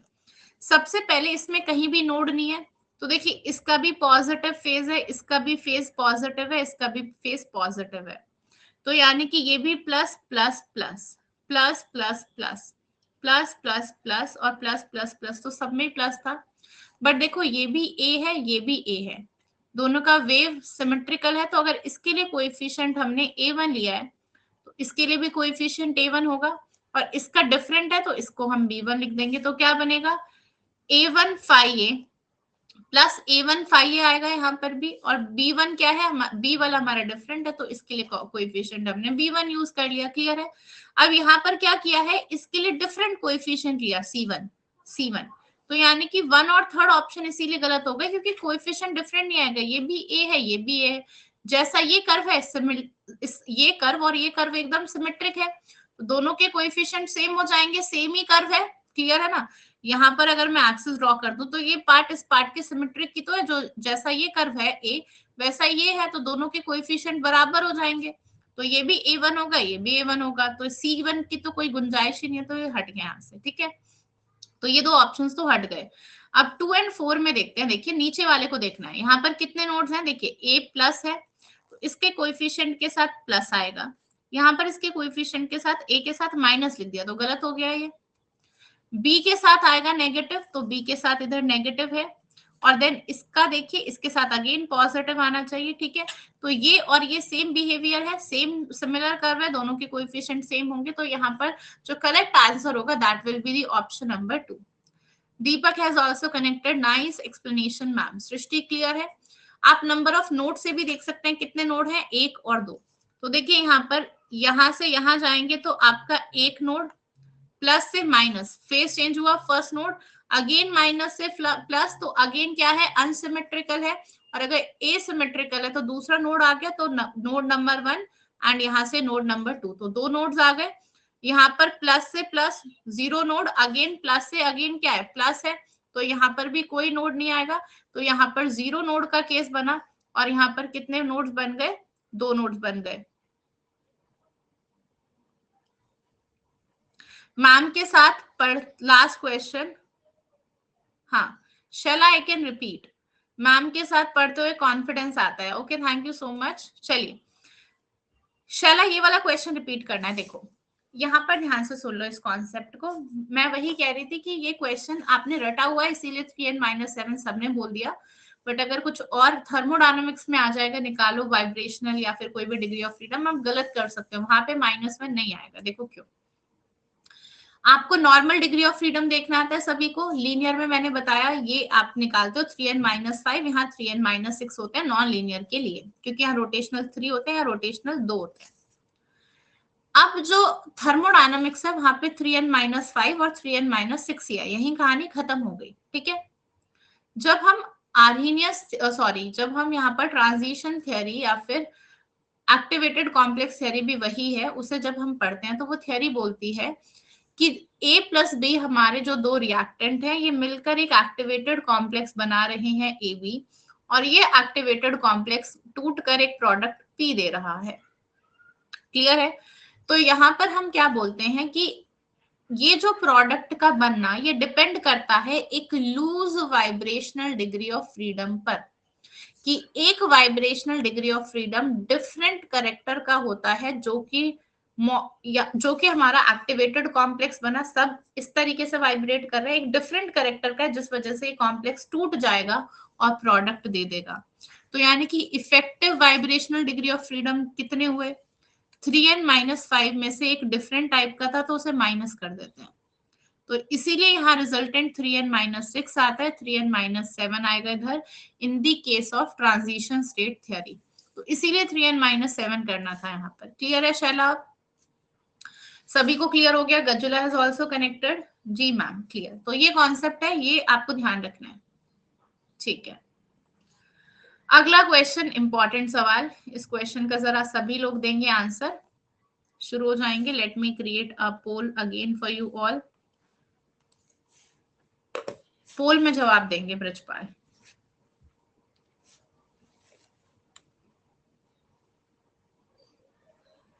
कई सारे मैम की कोई भी क्लास शो नहीं कर रहा है, कौन से स्टूडेंट हैं ये, एक सेकंड लेट मी सी। काफी मैम आपका एक क्लास एक भी नहीं चल रहा है, मेरे पर कुछ नहीं शो कर रहा है, क्लासेस लाइव नाउ, इस connect, it is very helpful, open नहीं हो रहा है।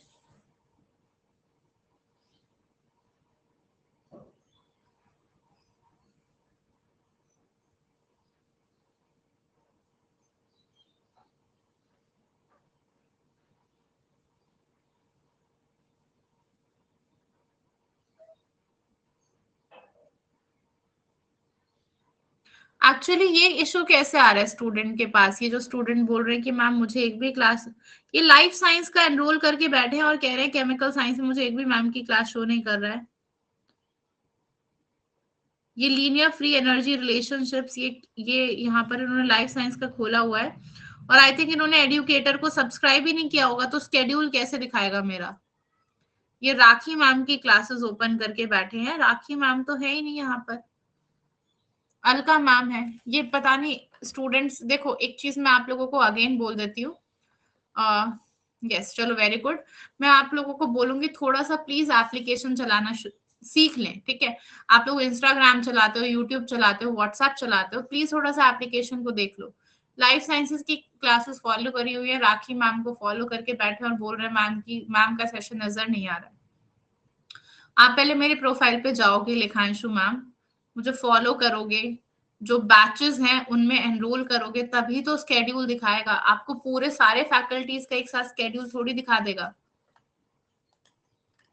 हाँ, तो ये सब चीजें कैसे पता लगेंगी, ये सब चीजें बेसिक है। आप एप्लीकेशन खोलते हो, आई नो सब लोग टेक्नोलॉजिकली एडवांस नहीं होते, आपके घर में अगर आपको लग रहा है कि कोई बड़ा भाई है, कोई बड़ी बहन है, आप उनकी मदद ले सकते हो। हाँ, 2 लोग चला रहे होंगे एक आईडी मैम, बिल्कुल रिहाना का दिमाग सही पहुंचा है कि एक स्टूडेंट ने ले लिया होगा, लाइफ और केमिकल दोनों मिलकर देख रहे होंगे, तो लाइफ की क्लास में पूछ रहे हैं केमिकल क्यों नहीं नजर आ रहा है। चलिए, बहुत ही निराले खेल हैं तुम लोगों के। चलो एनीवे स्टार्ट करते हैं यहाँ पर। जितना जानो उतना ही गुस्सा आने लग जाता है कई बार तो मुझे, कि मैं इतने सारे मैसेजेस देखकर मुझे हो जाता है कि पता नहीं क्या दिक्कत आ गई स्टूडेंट को, एंड उसके बाद देखकर लगता है कि क्या ही प्रॉब्लम्स हैं ये। देखो कई बार होता है कि हमें नहीं पता लग रहा होता, कि हमें टेक्नोलॉजी के लिए इतना नहीं पता होता कि चीजों को कैसे इस्तेमाल दिया होता, नहीं।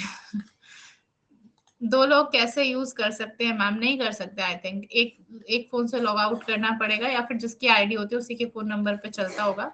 को मैंने हैक्स यूज नहीं करे क्योंकि मैं, हाँ ठीक है। देखो यहाँ पर अब moving back to the question, अगर हमारे पास अलाइल रेडिकल है तो कर सकते हैं मैम, अच्छा ठीक है, ठीक है। अगर हमारे पास अलाइल रेडिकल है तो कितने इलेक्ट्रॉन्स होंगे, 1 2, और ये तीसरा इलेक्ट्रॉन, राइट। तो नंबर ऑफ इलेक्ट्रॉन कितने हो गए यहाँ पर, नंबर ऑफ पाई इलेक्ट्रॉन कितने हो गए, 3। देखो सबको हैक्स मत बताओ वरना ये लोग भी यही काम शुरू कर देंगे, ठीक है, ठीक है। नंबर ऑफ पाई इलेक्ट्रॉन कितने हो गए, 3 हो गए।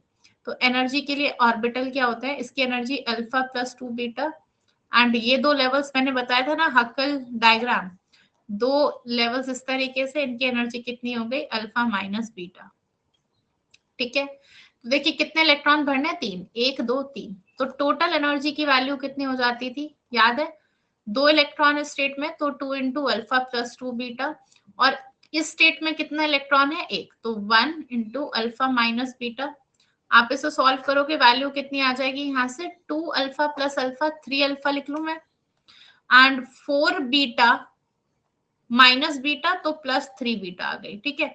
अब जो डीलोकलाइजेशन एनर्जी है उसमें से क्या क्या करना, कैसे निकालते थे डीलोकलाइजेशन एनर्जी, बताया था, टोटल एनर्जी में से माइनस करनी होती थी नंबर ऑफ इथिलीन यूनिट्स की एनर्जी, तो इसमें कितनी इथिलीन यूनिट है, 1 इथिलीन यूनिट है, तो माइनस 1 इथिलीन यूनिट की एनर्जी कितनी होती थी, 2 अल्फा प्लस 2 बीटा, और जितने भी अल्फा है वो सब्ट्रैक्ट हो जाएंगे, तो फ्री इलेक्ट्रॉन में एक ही अल्फा है तो एक और अल्फा सब्ट्रैक्ट हो जाएगा, तो वैल्यू कितनी आ जाएगी यहाँ से, 3 beta minus 2 beta, simply beta आ जाएगी, तो delocalization energy value will be 1। तो कई स्टूडेंट्स को तो ये डायग्राम देख के कंफ्यूजन हुआ होगा, तो देखो डायग्राम देखकर आप लोगों को यहाँ पे कंफ्यूज नहीं होना है, ठीक है। कईयों ने ऐसे भरा होगा ये 2 और 1, अब ये वो बोल रहे होंगे मैम 2 में से हमने माइनस कर दिया -1, तो ये वैल्यू आ गया 1। ठीक है, तो यहाँ पर हो सकता है आपका ये तुक्का सही बैठ जाएगा, बट जो आपको आंसर है वो इस तरीके से आप डायरेक्टली निकाल लेंगे। क्लियर है? ठीक है, अगर आप इधर भी भरते हैं कि यहाँ पर 2 इलेक्ट्रॉन और इधर एक, तो 2 - 1 करोगे तो बीटा आ जाएगा वो। ठीक है, बट थोड़ा सा आप लोग सिस्टमैटिकली चलेंगे। सॉरी, यहाँ पर नहीं आएगा ना, कैसे? देखो, यहाँ पर एनर्जी की यूनिट्स कितनी गिवन है, 2 इंटू यहाँ पर कितना है, 2 4, इसके लिए प्लस, इसके लिए एनर्जी, ये टोटल एनर्जी आएगी आपकी, ये कितनी आएगी यहाँ से, 1 इंटू -1, तो ये आपका 4 - 1 3 आ जाएगा। राइट, तो अगेन 3 में से एक अल्फा यूनिट फिर कैसे माइनस करोगे? राइट, फिर आपको यहाँ पर अल्कीन की भी माइनस करनी है, तो फिर वहां दिक्कतें आ जाएंगी, तो ऐसे मत करना। ठीक है, तो यहाँ पर आंसर 3 आया और फिर कई स्टूडेंट्स 3 लगाकर आ जाएंगे कि मैम 3 ऐसा हो गया था। ठीक है, तो ये सब खेल नहीं करने हैं। ठीक है, एनर्जी डायग्राम क्यों गिवन है ये आपको एक्सप्लेन कर रहे हैं कि 2 लेवल एक साथ और एक लेवल नीचे, तो यहाँ से हिंट मिल गई। इसके लिए कितना होता था, अल्फा प्लस 2 बीटा, ये वैल्यू अल्फा माइनस बीटा होती थी। ये बात ध्यान रखनी है, इसके बिना सॉल्व करोगे तो तुक्के लगेंगे और गलत लगेंगे बिल्कुल। इस मेथड से जाओगे तो 3 आंसर आ जाएगा और पहला ऑप्शन टिक करके आ जाओगे, और साथ में नेगेटिव में 1 मार्क्स भी मिलेगा फ्री में, वो भी। राइट, एक नंबर फ्री में नेगेटिव भी मिलेगा वापस भी। रिटर्न गिफ्ट कहते हैं ना, सब पार्टी में जाते हैं तो हम कुछ गिफ्ट देते हैं, बदले में आजकल टॉफी चॉकलेट मिलता है, तो यहाँ पे -1 एक बदले में जाएगा। ठीक है, जो पढ़ेगा डरेगा ही, जैसे हम। ठीक है, चलो आगे बढ़े भाई। एवरीवन, मजा आ रहा है सेशन में सभी लोगों को? Everyone is enjoying the session? Questions हो रहे हैं यहाँ पर, पेपर सोल्यूशन चल रहा है। ठीक है, देखो वही है, अगर आप लोग घर पे बैठ के मैं बोलूंगी ना आपको 30 क्वेश्चन करके आना है, कोई नहीं करके आएगा, मुझे पता है, बट वहीं पर यहाँ पर मैं साथ में क्वेश्चन करा रही हूँ। आई कैन से 30 क्वेश्चन भी आप बहुत ही जल्दी सॉल्व कर लोगे। चलो अब थोड़ा स्पीड पकड़ते हैं, और भी क्वेश्चन है, ये क्वेश्चन इंपॉर्टेंट है। डायरेक्ट कॉन्सेप्ट बेस्ड क्वेश्चन है, जिसने कॉन्सेप्ट किया होगा वो क्वेश्चन कर लेगा, जिसने नहीं किया वो नहीं कर पाएगा। हो सकता है क्वेश्चन फिर से रिपीट हो जाए एग्जाम में। जरा क्वेश्चन को देखते हैं। क्वेश्चन बोल रहा है, in the differential scanning calorimetry plot of a polyethylene sample, if the heat of fusion is 68.4 calorie per gram, the percentage of crystallinity of the sample will be what? करता हूं but समझ ना आते हैं। Okay, Babita has connected, very good evening Babita. देखिए सभी लोग मेरे प्रोफाइल को फॉलो कर लेंगे, ठीक है, ताकि आप लोगों को पता रहे मेरे क्लासेस का स्केड्यूल, वरना फिर आपको पता नहीं चलेगा। और एनरोल कर लीजिएगा बैचेस को। अच्छा, एक इम्पॉर्टेंट अनाउंसमेंट मुझे करनी है, कल से थर्मोडायनामिक्स का बैच शुरू हो रहा है। थर्मोडायनामिक्स एंड सॉलिड स्टेट रहेगा इस बैच में। कल से फिजिकल केमिस्ट्री का बैच स्टार्ट हो रहा है लाइव एट 11 AM। ये मेरा प्लस कोर्स का बैच है। ठीक है, तो ओनली फॉर पेड स्टूडेंट्स रहेगा। तो जितने भी मेरे पेड स्टूडेंट्स हैं कल 11 बजे के लिए सब्सक्राइब कर लेंगे, बैच को एनरोल कर लेंगे बैच में। राइट, 11 AM से कल डेली 2 घंटे की क्लास होगी। ठीक है, तो मेजर अनाउंसमेंट है ये। कल आई थिंक कई सारे स्टूडेंट सुबह उठकर सोचें हाँ कि मैम हमारी क्लास हमें दिख नहीं रही है, तो ऑलरेडी मैं लिंक भेज देती हूँ यहाँ पर। Just let me share the link of the batch with everyone.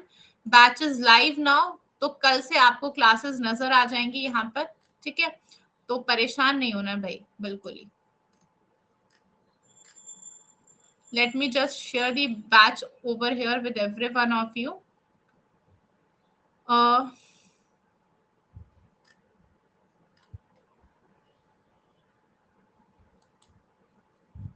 Late me just share the batch link. Okay, सभी लोग एनरोल कर लेंगे अभी के अभी। Let me share the link, क्योंकि क्लास कहाँ हो रही है मैम पता नहीं चल रहा है। ठीक है, व्हाट्सएप पे करना मैम। ठीक है, व्हाट्सएप पे आई शेयर द लिंक। ठीक है, मैं व्हाट्सएप पे लिंक शेयर कर दूंगी बैच का। मैम नेटवर्क इशू हो रहा है बहुत। ओके चलिए, जिसके पे नेटवर्क इशू है वो क्लास लीव कर सकते हैं, उन्हें मैं अब फोर्सफुली नहीं बिठाऊंगी वहां पर। ठीक है, लेट मी शेयर, अभी का अभी मैं शेयर कर देती हूँ, क्योंकि मुझे पता है उसके बाद हो सकता है स्लिप ऑफ माइंड हो जाए। ठीक है, तो लिंक आप लोगों का पहुंच जाएगा, तो उसमें कोई भी अब आप लोगों को देरी नहीं है। ठीक है, मैं लिंक भेज दिया। एनरोल कर लेना सभी लोग, क्योंकि हाँ कल से 11 AM पर 2 घंटे की क्लासेस थर्मोडायनामिक्स कल से शुरू हो रहा है। ठीक है, चलो यहाँ पर ये क्वेश्चन इंपॉर्टेंट है। अब डन मैम, ठीक है, आई थिंक एनरोल भी कर लिया है यहाँ पर। हाँ मुझे नजर आ गया। कल से आप लोगों को क्लासेस में लाइव आना है। देखिए अब यहाँ पर थर्मोडायनामिक्स का ये सवाल है। देखिए यहाँ पर क्या कॉन्सेप्ट लगना है। अब क्वेश्चन, सॉरी, आपका एनालिटिकल का सवाल है। क्वेश्चन देख लीजिए सभी लोग। यहाँ पर आपको स्कैनिंग कैलोरीमेट्री टेक्निक होती है। इसमें आपको पूछा है परसेंटेज ऑफ क्रिस्टलिनिटी बतानी है कि कितना परसेंट जो स्ट्रक्चर है वो क्रिस्टलाइन है एक तरीके से, राइट। तो इसका फॉर्मूला क्या होता है, जो भी ये एरिया अंडर द कर्व बता रहा है ना, ये जो एरिया अंडर द कर्व है ये आपको क्या बताता है, कितनी हीट एब्जॉर्ब हुई है, राइट। तो ये आपको हीट एब्जॉर्ब्ड बताता है, राइट। तो एरिया अंडर द कर्व लिख सकते हैं या फिर हीट एब्जॉर्ब्ड लिख सकते हैं, ठीक है। हीट एब्जॉर्ब्ड डिवाइडेड बाय, अब आपको यहाँ पर theoretical heat of fusion given है, ठीक है।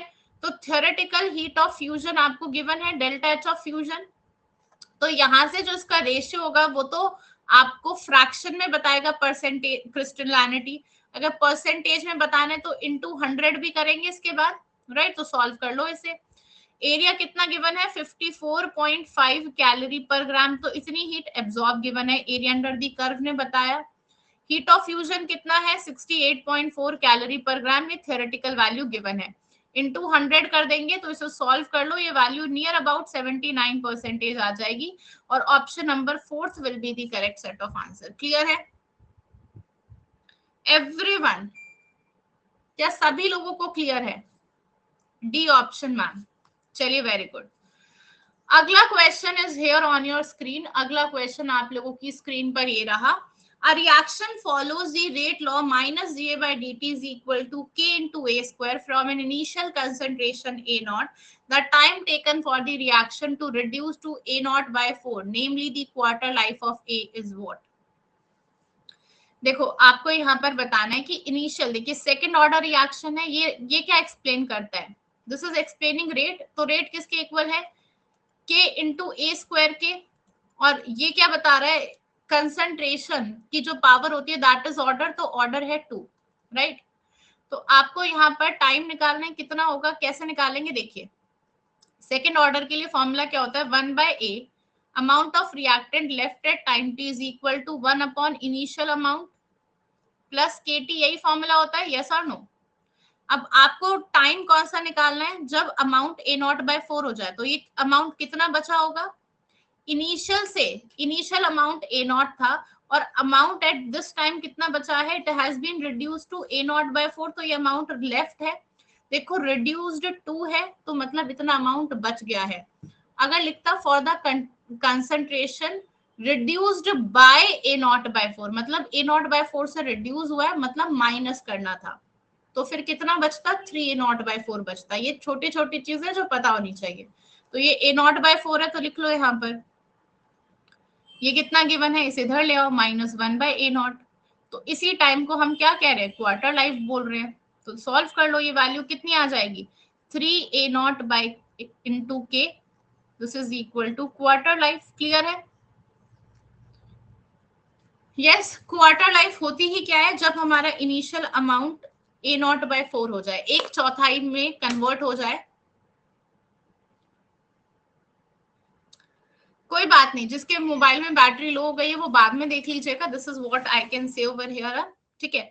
अगर बैटरी लो हो गई है तो बाद में देख लेना, ठीक है।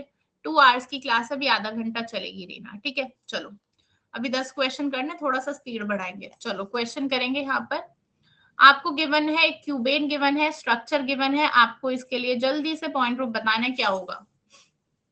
ये क्वेश्चन मैं करा चुकी हूँ, देखो इसमें कुछ भी नहीं है, कैसे देख सकते हैं, यहाँ से जो C3 एक्सिस है ना वो इधर से पास होती है स्ट्रक्चर में, क्यूबेन में यहाँ से C3 एक्सिस पास होती है। तो सबसे पहले तो C2 वाला तो ऑप्शन ही हट गया, और D2 वाला भी ऑप्शन हट गया, और C3V, ठीक है। यहाँ पर ऑप्शन अगला क्या है, C2H हट गया, और D3D है और C3B है, ठीक है। तो ये C3 है, जहां से C3 एक्सिस लाई करती है, इसमें C2 कहां से लाई करेगा, ऑपोजिट साइड से, ठीक है। तो ये साइड इसके ऑपोजिट साइड ये रही, तो इधर से इस तरीके से एक C2 बीच में से यहाँ जाएगा, और अगर एक परपेंडिकुलर C2 मिल गया तो कितने होते हैं, मैंने बताया था ना C3, अगर एक C2 मिल गया तो 3 परपेंडिकुलर C2 होंगे। तो कैटेगरी किस में मूव कर गए, डी में, और प्रिंसिपल एक्सिस D3 है, तो D3, तो अगेन C तो होगा ही नहीं, तो ये ऑप्शन और अगेन अगेन हट गया, तो D3D। तो यहाँ पे हॉरिजॉन्टल प्लेन नहीं होता, डायहेड्रल प्लेन्स होते हैं, तो D3D will be the answer. सिर्फ एलिमिनेट करते जाना था और करेक्ट ऑप्शन के पास आप पहुंच जाते। ठीक है, चलो अगला question on your screen. Arjun ma'am repeat please. देखो इस क्वेश्चन में आपको बताना था कि इसमें the structure is given, it is a bi substituted, आपको ये स्ट्रक्चर गिवन है, आपको गिवन है कि बताइए इसमें पॉइंट ग्रुप क्या होगा। तो यहाँ पे जो ड्यूटीरियम है इसमें C3 होता है, यहां से पास करते हैं, यहां से देखिए कैसे, जरा इधर देखो, ये ड्यूटीरियम है, ये आपका कार्बन है 1 2 3, तो इसमें C3 कहां से पास करेगा, एक एटम से अगर लाइन पास करे तो C3, और यही एक्सटेंड होकर इससे पास कर जाएगी। तो कितने एटम्स रोटेट होंगे इस कार्बन की वैलेंसी के, 1 2 3, तो इधर इसलिए C3 है। ठीक है, और C2 हम कैसे, अब क्यूब है तो C2 तो पास कर ही सकते हैं, कैसे, ऑपोजिट साइड से बीचों बीच उस क्यूब के, इधर से C2 पास कर सकते हो, तो C2 पास करोगे तो ये ड्यूटीरियम इधर इसे रिप्लेस कर देगा। इस तरीके से देखो, क्यूब अगर मैं कोई दिखाऊं, ये क्यूब है, एक ड्यूटीरियम इधर है, एक ड्यूटीरियम इधर है, तो इस तरीके से घुमा देंगे। क्लियर है, तो अगर एक C2 मिल गई, एक C2 इस तरीके से दोनों ड्यूटीरियम को घुमा रही है, तो इस तरीके से कितनी होंगी, 3 होंगी, तो इसीलिए हम D3 कैटेगरी में पहुंच गए। क्लियर है, चलिए अगले क्वेश्चन के ऊपर चलते हैं, सॉल्व कीजिए इसे।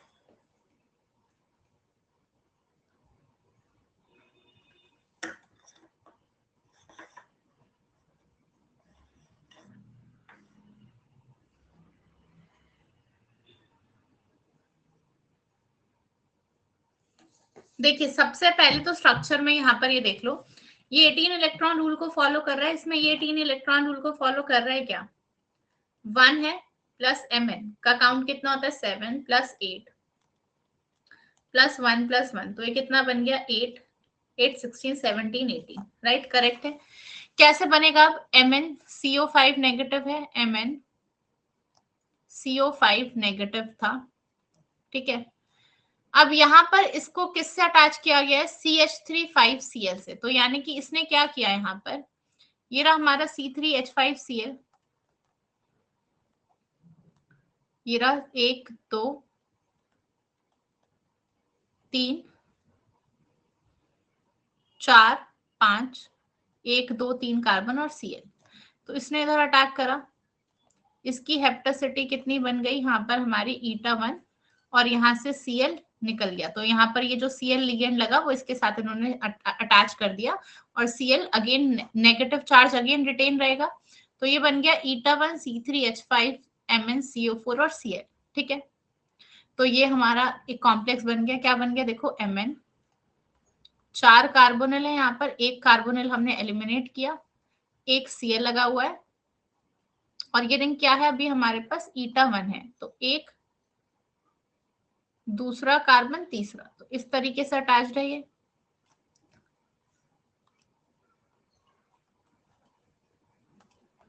इस तरीके से अटैच्ड है। ठीक है, तो यहाँ पर अगर हम देखें तो हमारा जो इलेक्ट्रॉन काउंट है वो फुलफिल्ड है। ठीक है, अब देखिए यहाँ पर कोई भी रिंग हमेशा अपना रेजोनेंस पूरा करना चाहेगी, रेजोनेंस अगर ये पूरा करेगी तो इस केस में अपना इलेक्ट्रॉन काउंट क्या करेगी, एक्सटेंड करेगी, राइट। इलेक्ट्रॉन काउंट अगर एक्सटेंड करेगी तो एक क्लोरीन विद नेगेटिव चार्ज निकल जाएगा यहाँ से, तो 2 से इलेक्ट्रॉन के जो काउंट है वो बढ़ जाएगा, ये eta3 बन जाएगा, एक नेगेटिव चार्ज Cl नेगेटिव निकल जाएगा, Cl एक इलेक्ट्रॉन काउंट इसकी वजह से था, एक इसकी वजह से था। क्लियर है? तो यानी कि यहाँ पर eta3 ये कॉम्प्लेक्स बन गया आपका, तो पहला ऑप्शन ही करेक्ट हो जाएगा। इसके लिए आप स्ट्रक्चर बनाकर आई थिंक देख ही लेंगे। क्लियर है? इसमें तो आई थिंक कोई डाउट ही नहीं होना चाहिए। यहाँ पर होल ट्वाइस किया हुआ है, जो कि दूसरा स्ट्रक्चर है ही नहीं। यहाँ पर देखिए eta1 ही है, तो ये दोनों ऑप्शन तो ऑलरेडी एलिमिनेट हो गए। कैसे? क्योंकि जो रिंग है वो हमेशा in the presence of heat and H mu चाहेगी कि अपना रेजोनेंस पूरा कर ले। ठीक है, तो यहाँ पर Q एंड Q आ गया। ठीक है, तो यहाँ पर सॉरी Q एंड Q ये दोनों एलिमिनेट हो गए। अब जो क्वेश्चन था ना वो सिर्फ A और D के बीच में बचा था। यहाँ पर eta1 C3H5 C3H5 MnCO5 था, तो जरा इसे देखेंगे। इसका इलेक्ट्रॉन काउंट 1 प्लस 7 और प्लस यहाँ पर कितना है आपके पास 10, तो ये 18 इलेक्ट्रॉन है। राइट, तो यहाँ पर जरा देखेंगे, एक second, just give me a second over here. एक सेकेंड ना। हाँ जी, इसमें ए आंसर नहीं होगा बच्चे। ए पे कैसे लॉक कर दिया? दोबारा आ जाओ, मैंने डी ऑप्शन देखा ही नहीं यहाँ पर। जरा इसका फोर्थ ऑप्शन देखो। वेरी गुड, चलो बिल्कुल ही सही है। हाँ आ गए, बिल्कुल ही सही आ गए।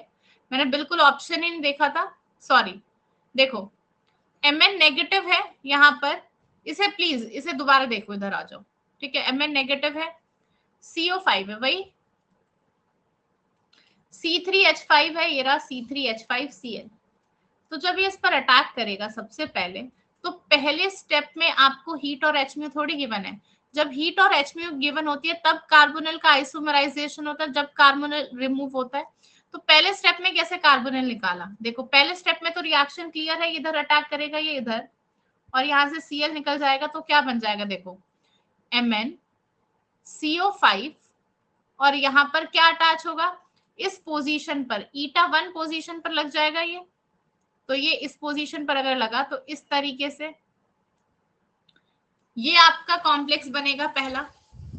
तो eta1 C3H5 MnCO5 यही कॉम्प्लेक्स बनेगा, यस और नो? ये Cl नेगेटिव कैसे चुपकेगा यहाँ पर, ये सोचो। ये Cl नेगेटिव ये पहले ही CO रिड्यूस करके कैसे चिपक जाएगा पहले स्टेप पर, क्योंकि यहाँ तो हमने हीट लगाया ही नहीं अभी। एक बार वापस से इसे हटाइए, बिल्कुल बकवास ऑप्शन था पहले वाला। मुझे लगा शायद इतना देखो, एक होता है कि अगर आपको फोर्थ ऑप्शन गिवन ही ना हो तब हम मोस्ट करेक्ट सोचें, तब हम कैसे सोचेंगे वो अलग चीज है। मुझे लगा पी ऑप्शन भी वही गिवन है, उसमें भी Cl गिवन है, वो तो अर्जुन ने पॉइंट आउट कर दिया मैम उसमें क्लोरीन है ही नहीं। तब मेरा दिमाग गया कि अच्छा क्लोरीन है ही नहीं तो ऐसा ऑप्शन भी है, तो वो सबसे ज्यादा फिजिबल होगा इस केस में। तो ये डायरेक्ट हो गया। अब जब इसमें और ऊपर से लॉक भी कर रहे हैं ऐसे, देखो जब हम इसे हीट करेंगे तो देखिए ये रिंग eta1 हैप्टिसिटी की है, तो अपनी हैप्टिसिटी eta1 से eta3 में जाना प्रेफर करेगी ताकि रेजोनेंस हो सके। और अगर अपना इलेक्ट्रॉन काउंट 2 से बढ़ाएगा तो एक कार्बोनिल को जाना पड़ेगा, तो एक कार्बोनिल निकालेंगे तो क्या बन जाएगा? MnCO4, और ये जो रिंग लग जाएगी ये eta3 हैप्टिसिटी के साथ लग जाएगी, यस और नो? तो ये आपका यहाँ पर करेक्ट आंसर बनेगा, that will be the option number 4। First option बिल्कुल बकवास। क्लियर है? किसी को अब डाउट है तो बताइए। कॉन्सेप्ट क्लियर हो गया? मैंने ध्यान नहीं दिया, मुझे लगा लास्ट में भी क्लोरीन है।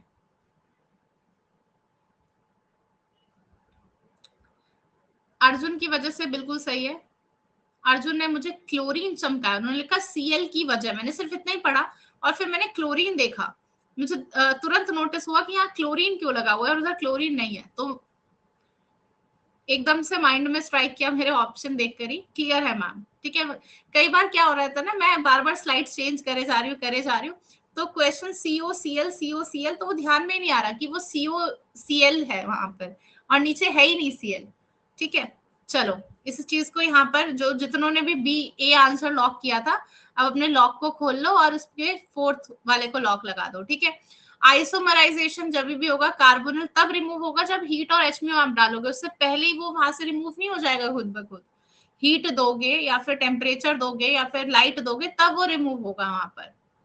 क्लियर है? In order to adjust the resonating structure, ताकि अपना रेजोनेंस रीस्टोर कर सके। क्लियर है? चलिए अगला क्वेश्चन ये रहा, the phase diagram for a one component system.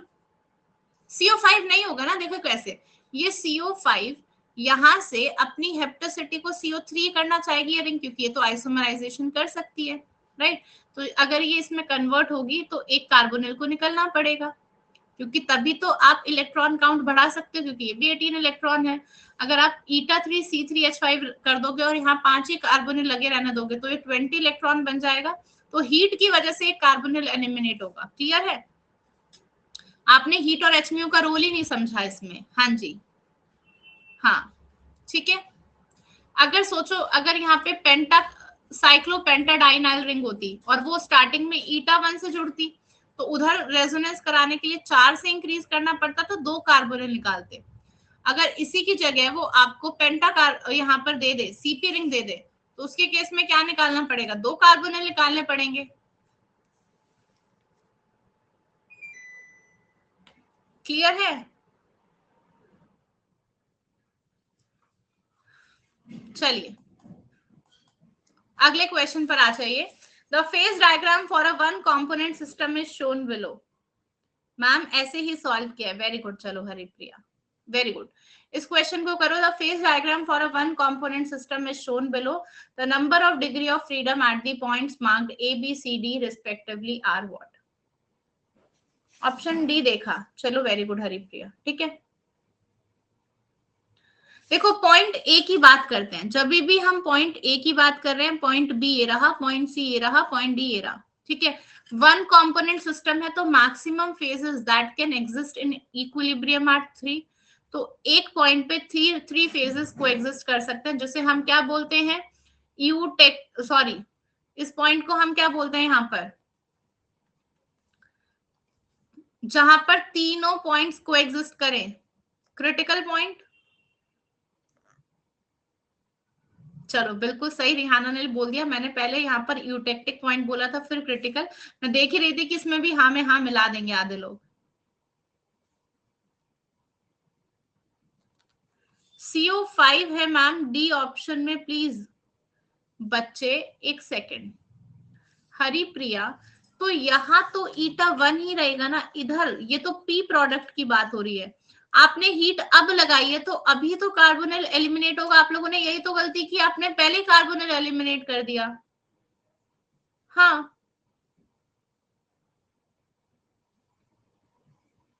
यहां पर पहले स्टेप में आप कैसे एलिमिनेट कर दोगे? आफ्टर पी हीट है ना, तभी तो कार्बोनिल निकलेगा। यही तो गलती की आप लोगों ने, आपने पहले रिमूव कर दिया। पहले तो वो आकर जुड़ेगा। देखो पहले अगर आप किसी को इनवाइट करोगे, वो आपके घर में आके नॉर्मली बैठेगा, फिर धीरे धीरे कंफर्टेबल होगा कि जाइए पानी भी ले आइए, डिनर भी कर लाइए, ये भी कर लाइए, और वो अटैच हो जाएगा कंप्लीटली। सिमिलरली जब पहले एमएन आएगा तो eta1 हेप्टोसिटी के साथ ही जुड़ जाएगा, कार्बोनिल नहीं जाएगा। अब जैसे आप हीट और टेम्परेचर दोगे तो वो कार्बोनिल को कहेगा तू निकल घर से, और अपनी हेप्टोसिटी को बढ़ा लेगा। समझ में आ गया? अब क्लियर हो गया कॉन्सेप्ट?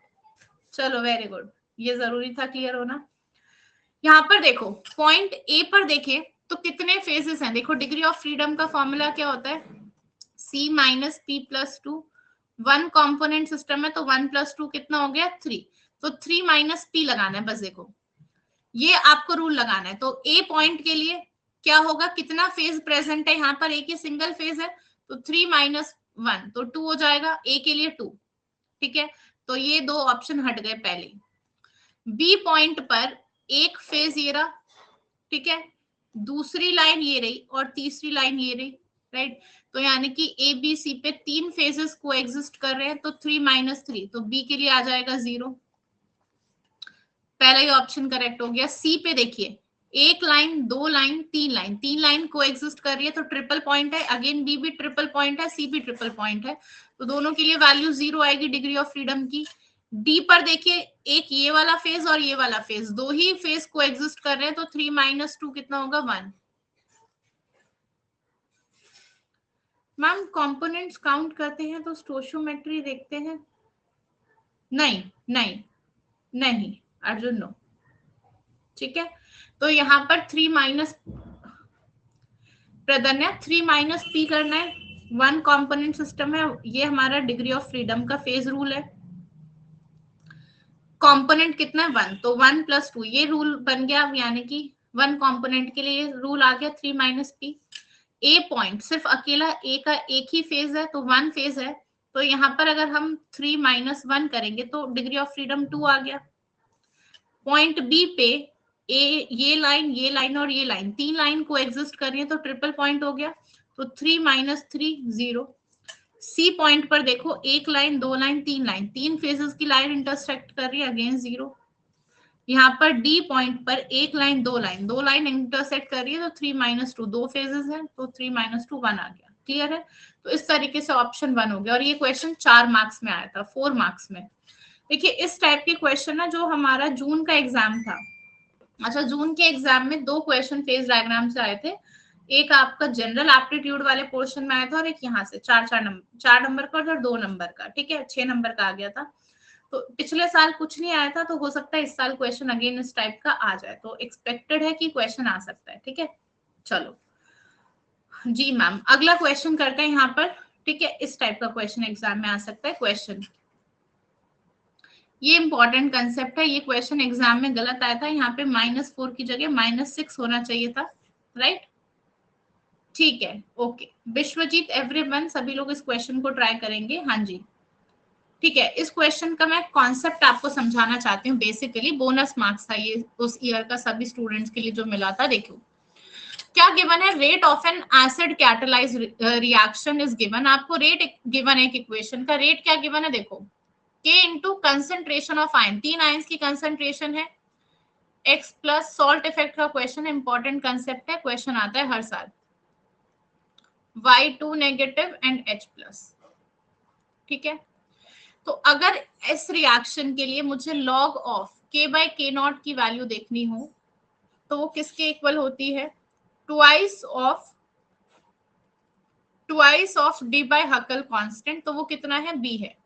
ठीक है, इनटू क्या फॉर्मूला होता है, charge of A into charge of B plus charge of B into charge of C plus charge of C into charge of A into root I. तो ये फॉर्मूला ध्यान में रखना, बस 3 आयंस का फॉर्मूला होता है ये। 2 आयंस का सब याद रख के जाते हैं, 2A into Z B root I, पर 3 आयंस का बच्चा याद नहीं करके जाता, और एग्जामिनर ने 2 बार लगातार सेम क्वेश्चन आया, 2016 में भी आया, 2023 में भी आया, 24 में भी देखने को मिल सकता है। तो ये फॉर्मूला 3 आयंस के लिए याद रखेंगे। ठीक है, तो जरा इसे सॉल्व कर लेंगे। अब सिंपल है, log K/K0 कितना आ जाएगा, यहाँ से this will be 2B into charge of A कितना है, +1 into -2 plus B into C, तो -2 into +1 -2 हो जाएगा, और यहाँ पर C into A, तो ये +1 हो जाएगा into रूट आई। तो ये वैल्यू कितनी हो जाएगी, -4 एंड 1, तो -3, एंड यहाँ पर कितना आ जाएगा, -6B रूट आई, ये आ गया। तो ये तो log K की वैल्यू हो गई। अब देखो आयनिक स्ट्रेंथ 2 गिवन थी आपको, क्या एक 16 गिवन है, तो रेट कांस्टेंट K1 है, राइट? तो देखो अगर 16 है तो रेट कांस्टेंट K1 है, तो जरा लिख लो आयनिक स्ट्रेंथ कितनी है, 16 है, तो रेट कांस्टेंट कितना है, K1। तो 16 का रूट कितना हो जाएगा, 4 ही 16 का रूट कितना हो जाएगा, 4 हो जाएगा। ये आ गया log K1/K0। केस 2 क्या गिवन है, ये हमारा केस नंबर 1 था। केस 2 क्या गिवन है, आयनिक स्ट्रेंथ K2 कह रहा है ये कि रेट कांस्टेंट K2 होगा अगर आयनिक स्ट्रेंथ 9 है, तो आयनिक स्ट्रेंथ अगर 9 है तो क्या आ जाएगा, रेट कांस्टेंट K2। तो K2/K0 की वैल्यू यहाँ कितनी हो गई, -6B इंटू रूट 9 कितना हो गया, 3 हो गया। निकालना क्या है आपको, log K1/K2 निकालना है। तो log ऑफ K1/K2 कैसे निकल आएगा, log इस इक्वेशन को 1 में से 2 को माइनस कर दो, log A minus log B क्या होता है, log A/B हो जाता है। तो फर्स्ट को सेकंड से सिंपली माइनस करने पे log K1/K0 डिवाइडेड बाय, यही बनेगा ना, A माइनस B करोगे, log of A minus B, तो क्या बनेगा, log A/B। तो K0 से देखो K0 कट गया, तो K1/K2 ही आया। तो यहाँ पे क्या होगा, -24B, और ये कितना था, यहाँ से माइनस ऑफ -18B हो जाएगा, दोनों इधर माइनस किया है, तो राइट हैंड साइड पे भी माइनस ही करोगे। तो -24B प्लस 18B, वैल्यू कितनी आ गई, -6B आ गई। किसकी value, log of k1 by k2 की। तो ये क्वेश्चन इंपॉर्टेंट है। यहाँ पर ये बोनस मार्क्स सबको मिले थे क्योंकि मिसप्रिंट था, -4 आ गया था -6 की जगह। क्लियर है? ठीक है, ये क्वेश्चन 2 साल में एग्जैक्टली सेम डिजिट्स के साथ रिपीट हुआ है। तो बड़ी बात है, ऐसे कॉन्सेप्ट एटलीस्ट आपको करके जाने चाहिए एग्जाम में, क्योंकि सिमिलर अगर रिपीट हो जाता है तब ज्यादा लगता है कि अरे हम कर जाते, तो ये सीधा डायरेक्ट स्कोरिंग मार्क्स होते हैं। ठीक है, Ash has connected, MD Ashish everyone। चलिए moving on to the next question. I think ये क्वेश्चन मैंने अभी रिसेंटली कराया, ये क्वेश्चन मैंने बिल्कुल रिसेंटली अभी कराया था मैराथन में। फिजिकल केमिस्ट्री की एक मैराथन करवाई थी, उसमें रिसेंटली क्वेश्चन कराया। जल्दी से इस क्वेश्चन को कर देंगे, इसमें टाइम नहीं लगना चाहिए किसी को भी। जल्दी से ए से डी डिके सीरीज आपको गिवन है, आपको बताना है क्या करेक्ट स्टेटमेंट होगी। Everyone will solve the question. देखो हम जितने क्वेश्चन 10 मिनट में हो पाएंगे हमारे 2 घंटे में हम कर लेंगे, उसके बाद के जो क्वेश्चन बच जाएंगे फिर मैं वो आपको होमवर्क में दूंगी। लास्ट के 3 क्वेश्चन जो आपके इनऑर्गेनिक में, ये मैं होमवर्क में दूंगी। आसान है, ये आप कर भी लोगे, आयनाइजेशन, एंथैल्पी वगैरह। या फिर नहीं होता है तो हम डिस्कस कर लेंगे, कोई बात नहीं। जो नेक्स्ट क्लास लूंगी उनमें यहीं से शुरू कर दूंगी, ठीक है? क्योंकि आई नो धीरे धीरे एनर्जी डिके होने लगी है आप लोगों की भी। डी मैम, देखो यहाँ पर क्या है, ए से बी बन रहा है तो 238। देखो ए क्या गिवन है जरा देखो, 238 है और 92, ये इसका एटॉमिक नंबर है, मास नंबर है। जब हम ए से बी जाएंगे तो ये 234 90 दे रहा है, तो यानी कि क्या एमिट हुआ होगा, एक अल्फा पार्टिकल, क्योंकि अल्फा पार्टिकल ही क्या होता है 4 हीलियम 2, तो यानी कि यहां से तो क्या निकला, एक अल्फा पार्टिकल। ठीक है, तो ये एक अल्फा पार्टिकल होगा ए से बी। अब यहाँ पर स्टेटमेंट क्या बोल रहा है कि बी से, ये हमारा बी है, ठीक है, बी से हमें सी जाना है, सी से हमें डी बनाना है, और ई हमारा क्या है 230 90। तो यहां से जरा देखो, यहाँ 234 है और यहाँ पर 90 था और यहाँ भी 90 है, तो ये देखो 230 बना है, यानी कि ये 4 से आपका मास घट रहा है। तो इसका मतलब क्या है, ये बोल रहा है the radio nuclide D is formed by 2 successive beta particle emission from B, कि अगर 2 बीटा एमिशन हो जाए तो डी मिल जाएगा। तो यानी कि एक बीटा एमिशन होगा और एक बीटा एमिशन होगा, तो क्या बन जाएगा इसका मास। बीटा एमिशन क्या होता है, ये होता है आपका, तो यानी कि इसका मास कितना होना चाहिए उस केस में, ये आपका बनेगा बीटा एमिशन होने के बाद ये इसका 234 ही रहेगा, राइट। और ये कितना बन जाएगा, यहाँ से 92 हो जाएगा। क्लियर है? तो एक बीटा एमिशन होने के बाद सी कितना बन जाएगा, यहाँ से आपका 234 एंड 91। और डी से ई क्या हो सकता है, एक अल्फा पार्टिकल एमिट हो सकता है। तो सही बात है, एक अल्फा पार्टिकल एमिट होगा तो 4 हीलियम ट्वाइस ये बन जाएगा। ठीक है, तो अब हमारा पूरा रूट फुलफिल हो गया। तो यानी कि पहली स्टेटमेंट तो बिल्कुल सही बैठ गई जी। ठीक है, हमने पहली स्टेटमेंट लगा के देखी, सही बैठ रही है। बोल रहा है रेडियो न्यूक्लियाइड ई कैसे मिला, कह रहा है ई मिला बाय 2 सक्सेसिव बीटा पार्टिकल। ई कैसे आए हम, बी से ई, 2 सक्सेसिव बीटा पार्टिकल एमिशन हुए, हाँ सही था, और उसके बाद एक अल्फा निकाला, बिल्कुल सही है ये भी। ठीक है, तो हाँ जी ये भी करेक्ट है। बोल रहा है अटोमिक नंबर सी का 91 है, सी का अटोमिक नंबर 91 है, बिल्कुल सही है। बोल रहे डी का अटोमिक नंबर 90 है, नहीं डी का अटोमिक नंबर 92 होगा, क्योंकि 2 बीटा एमिशन करने के बाद ये 92 हो जाएगा। तो डी स्टेटमेंट इनकरेक्ट हो गई। तो correct option A B C आ गया, A B and C.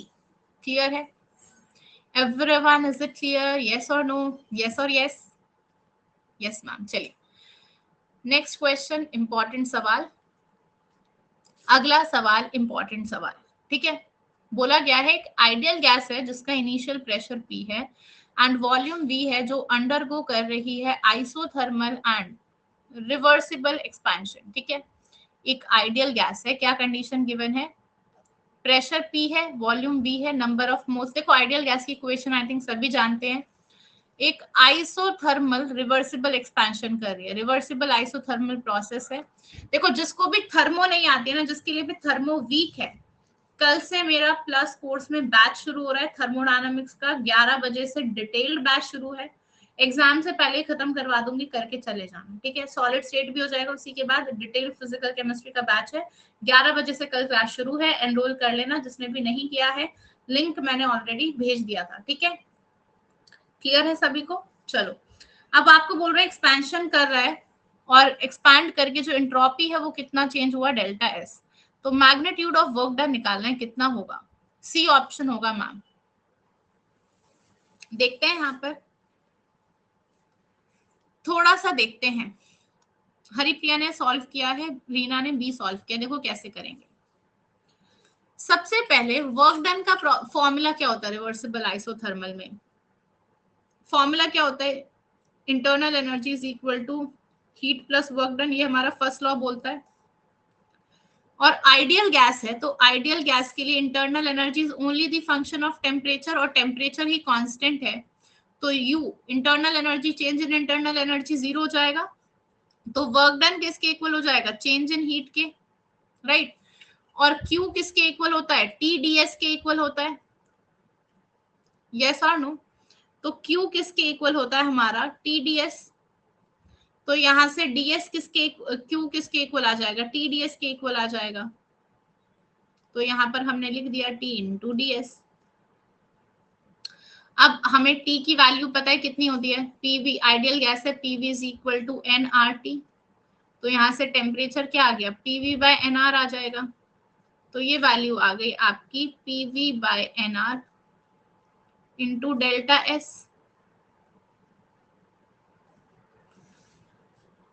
Clear है? मैग्नीट्यूड पूछा है ना आपसे, क्लियर है भाई सभी को? तो सी ऑप्शन यहां से आपका निकल आएगा। आपसे मैग्नीट्यूड पूछा है, हाँ जी।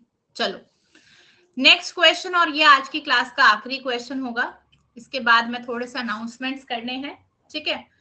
चलिए, तो इस क्वेश्चन को पहले सभी लोग, आप लोग अटेम्प्ट करेंगे। पहले मैं एक पोल क्रिएट कर देती हूँ 2 मिनट का, ये थोड़ा सा लेंथी क्वेश्चन है, और मैं कहूंगी ये क्वेश्चन थोड़ा सा एप्टीट्यूड टाइप का है, जैसे आपको मैथमेटिक्स सॉल्व करते हैं ना, मैथमेटिकल क्वेश्चन है थोड़ा सा, और ऐसे क्वेश्चन पार्ट सी में एग्जाम में आते हैं, ठीक है। तो ट्राई करेंगे क्वेश्चन को करना, मैं करवाती हूँ फिर पढ़ना। शुरू हो जाएं सभी लोग, सॉल्व इट आउट एवरीवन।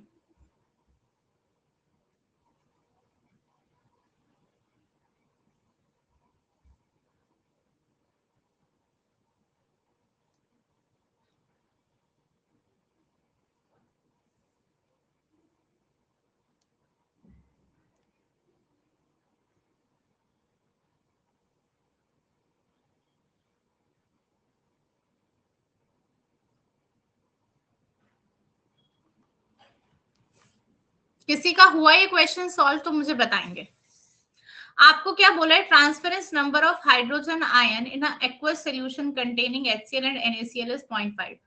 आपको ट्रांसफरेंस नंबर गिवन है H पॉजिटिव का, आपको limiting molar conductivities of H positive, Na positive and Cl negative given है रिस्पेक्टिवली, आपको ratio of their concentration of HCl and NaCl पूछा है। अच्छा सवाल है ये, कैसे करोगे ये सोचो।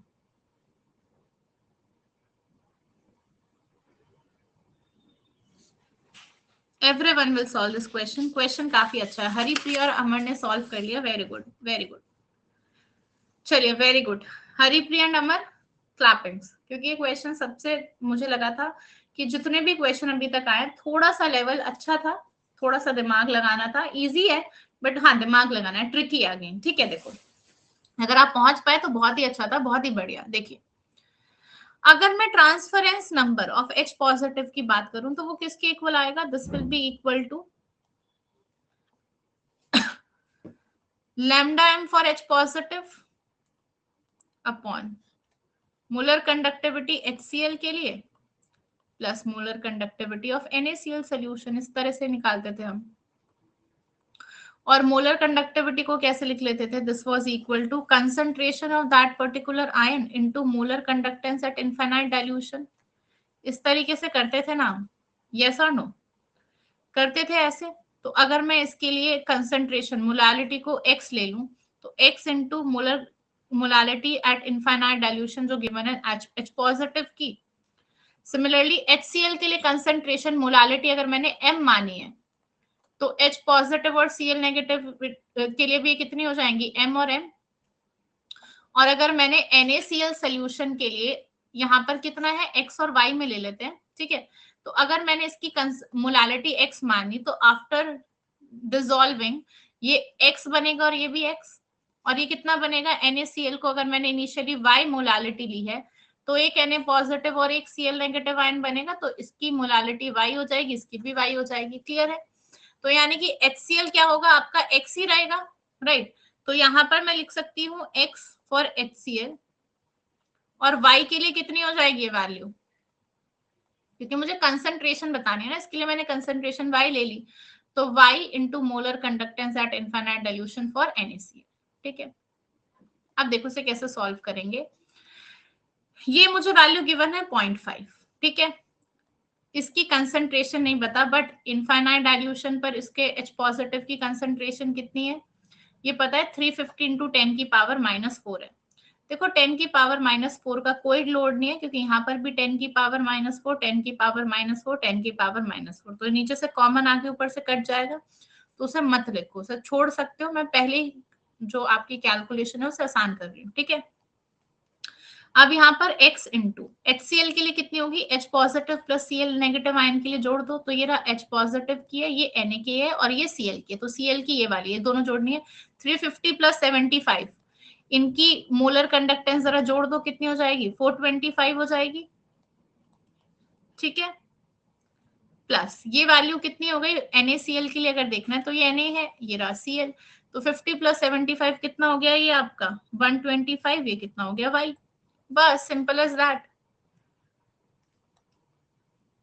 बिल्कुल सही है, देखो बिल्कुल सही सॉल्व किया हरिप्रिया ने, हरिप्रिया वेरी गुड।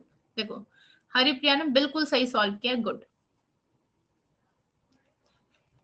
100 मार्क्स में दूंगी इस क्वेश्चन के लिए, ठीक है।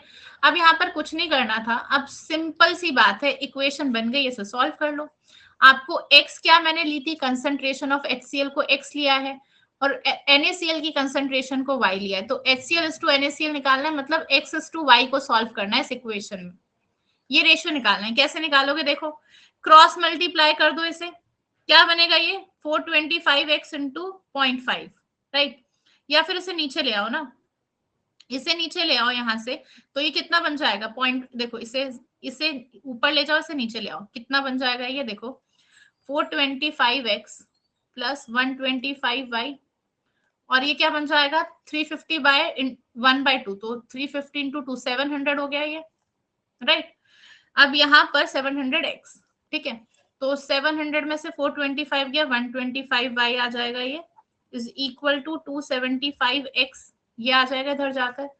यहाँ पर अब आपको x टू y निकालना है ना, तो 125 अपॉन 275 हो जाएगा, इसे सॉल्व करो। 25 5 जा 125 होता है, और 25 1 जा 25, तो 5:11, राइट। ये आ गई, where X was the concentration of NaCl, sorry HCl, and Y was the concentration of NaCl solution। तो ये क्या हो गई, मोलालिटी मैंने यही लेट की थी, इसकी X लेट की थी, इसकी Y, तो 5:11 आ गया, तो option number 3 will be the correct answer. Clear है एवरीवन? ठीक है, तो सभी स्टूडेंट्स ने आई थिंक पूरे सेशन को एंजॉय किया होगा। थ्रू आउट हमने 2 घंटे की मैराथन ली है, अभी ऐसी मैराथन और होंगी। जो क्वेश्चंस बच गए आप इसे ट्राई करना। मेरा टेलीग्राम ग्रुप आप लोगों के साथ है, that is chemistry by Likhanshu ma'am, ठीक है। आप यहाँ पर पूछ सकते हैं, और मैं अभी और भी मैराथन लूंगी, तो जो क्वेश्चन बचे मैं वहां करा दूंगी, तो उसके लिए आपको चिंता लेने की कोई जरूरत नहीं है। दूसरा इंपॉर्टेंट चीज, आप लोगों का जो बैच है वो शुरू हो गया है कल से, थर्मोडायनामिक्स का एनरोल कर लेंगे सभी लोग, मैंने पिन कर दिया है। जो जितने भी पेड बैच के मेरे स्टूडेंट्स हैं, प्लस के जितने भी एनरोल्ड स्टूडेंट्स हैं, कल से थर्मोडायनामिक्स डिटेल्ड बैच में 11 बजे से क्लास शुरू है। अभी से ही इंटीमेट कर दिया है, 40 बच्चे यहाँ प्रेजेंट हैं। कल प्लीज मत बोलना मैम हमें पता नहीं चला था, ठीक है। चलिए, बाकी मैं लिंक ग्रुप में भी भेज दूंगी, enrol it, and I hope आप लोगों को सेशन में मजा आया होगा। सभी लोग quick feedback, how was the session? Thank thanks ma'am, thank you. चलिए, थैंक यू सो मच 2 घंटे लगातार बने रहने के लिए। काफी सारे क्वेश्चंस हमने यहाँ पर कर लिए। Thank you so much everyone, take care, have a good day. पढ़ाई कीजिए, ऐसे सेशंस होते रहेंगे क्योंकि एग्जाम इज नियर। ओके, तो अगर यूट्यूब पे नहीं हो रही है फ्री क्लास, डजंट मीन कि कहीं नहीं हो रही है, मैं एप्लीकेशन पे क्लास लूंगी तब। ठीक है, चलिए, thank you so much, have a good day.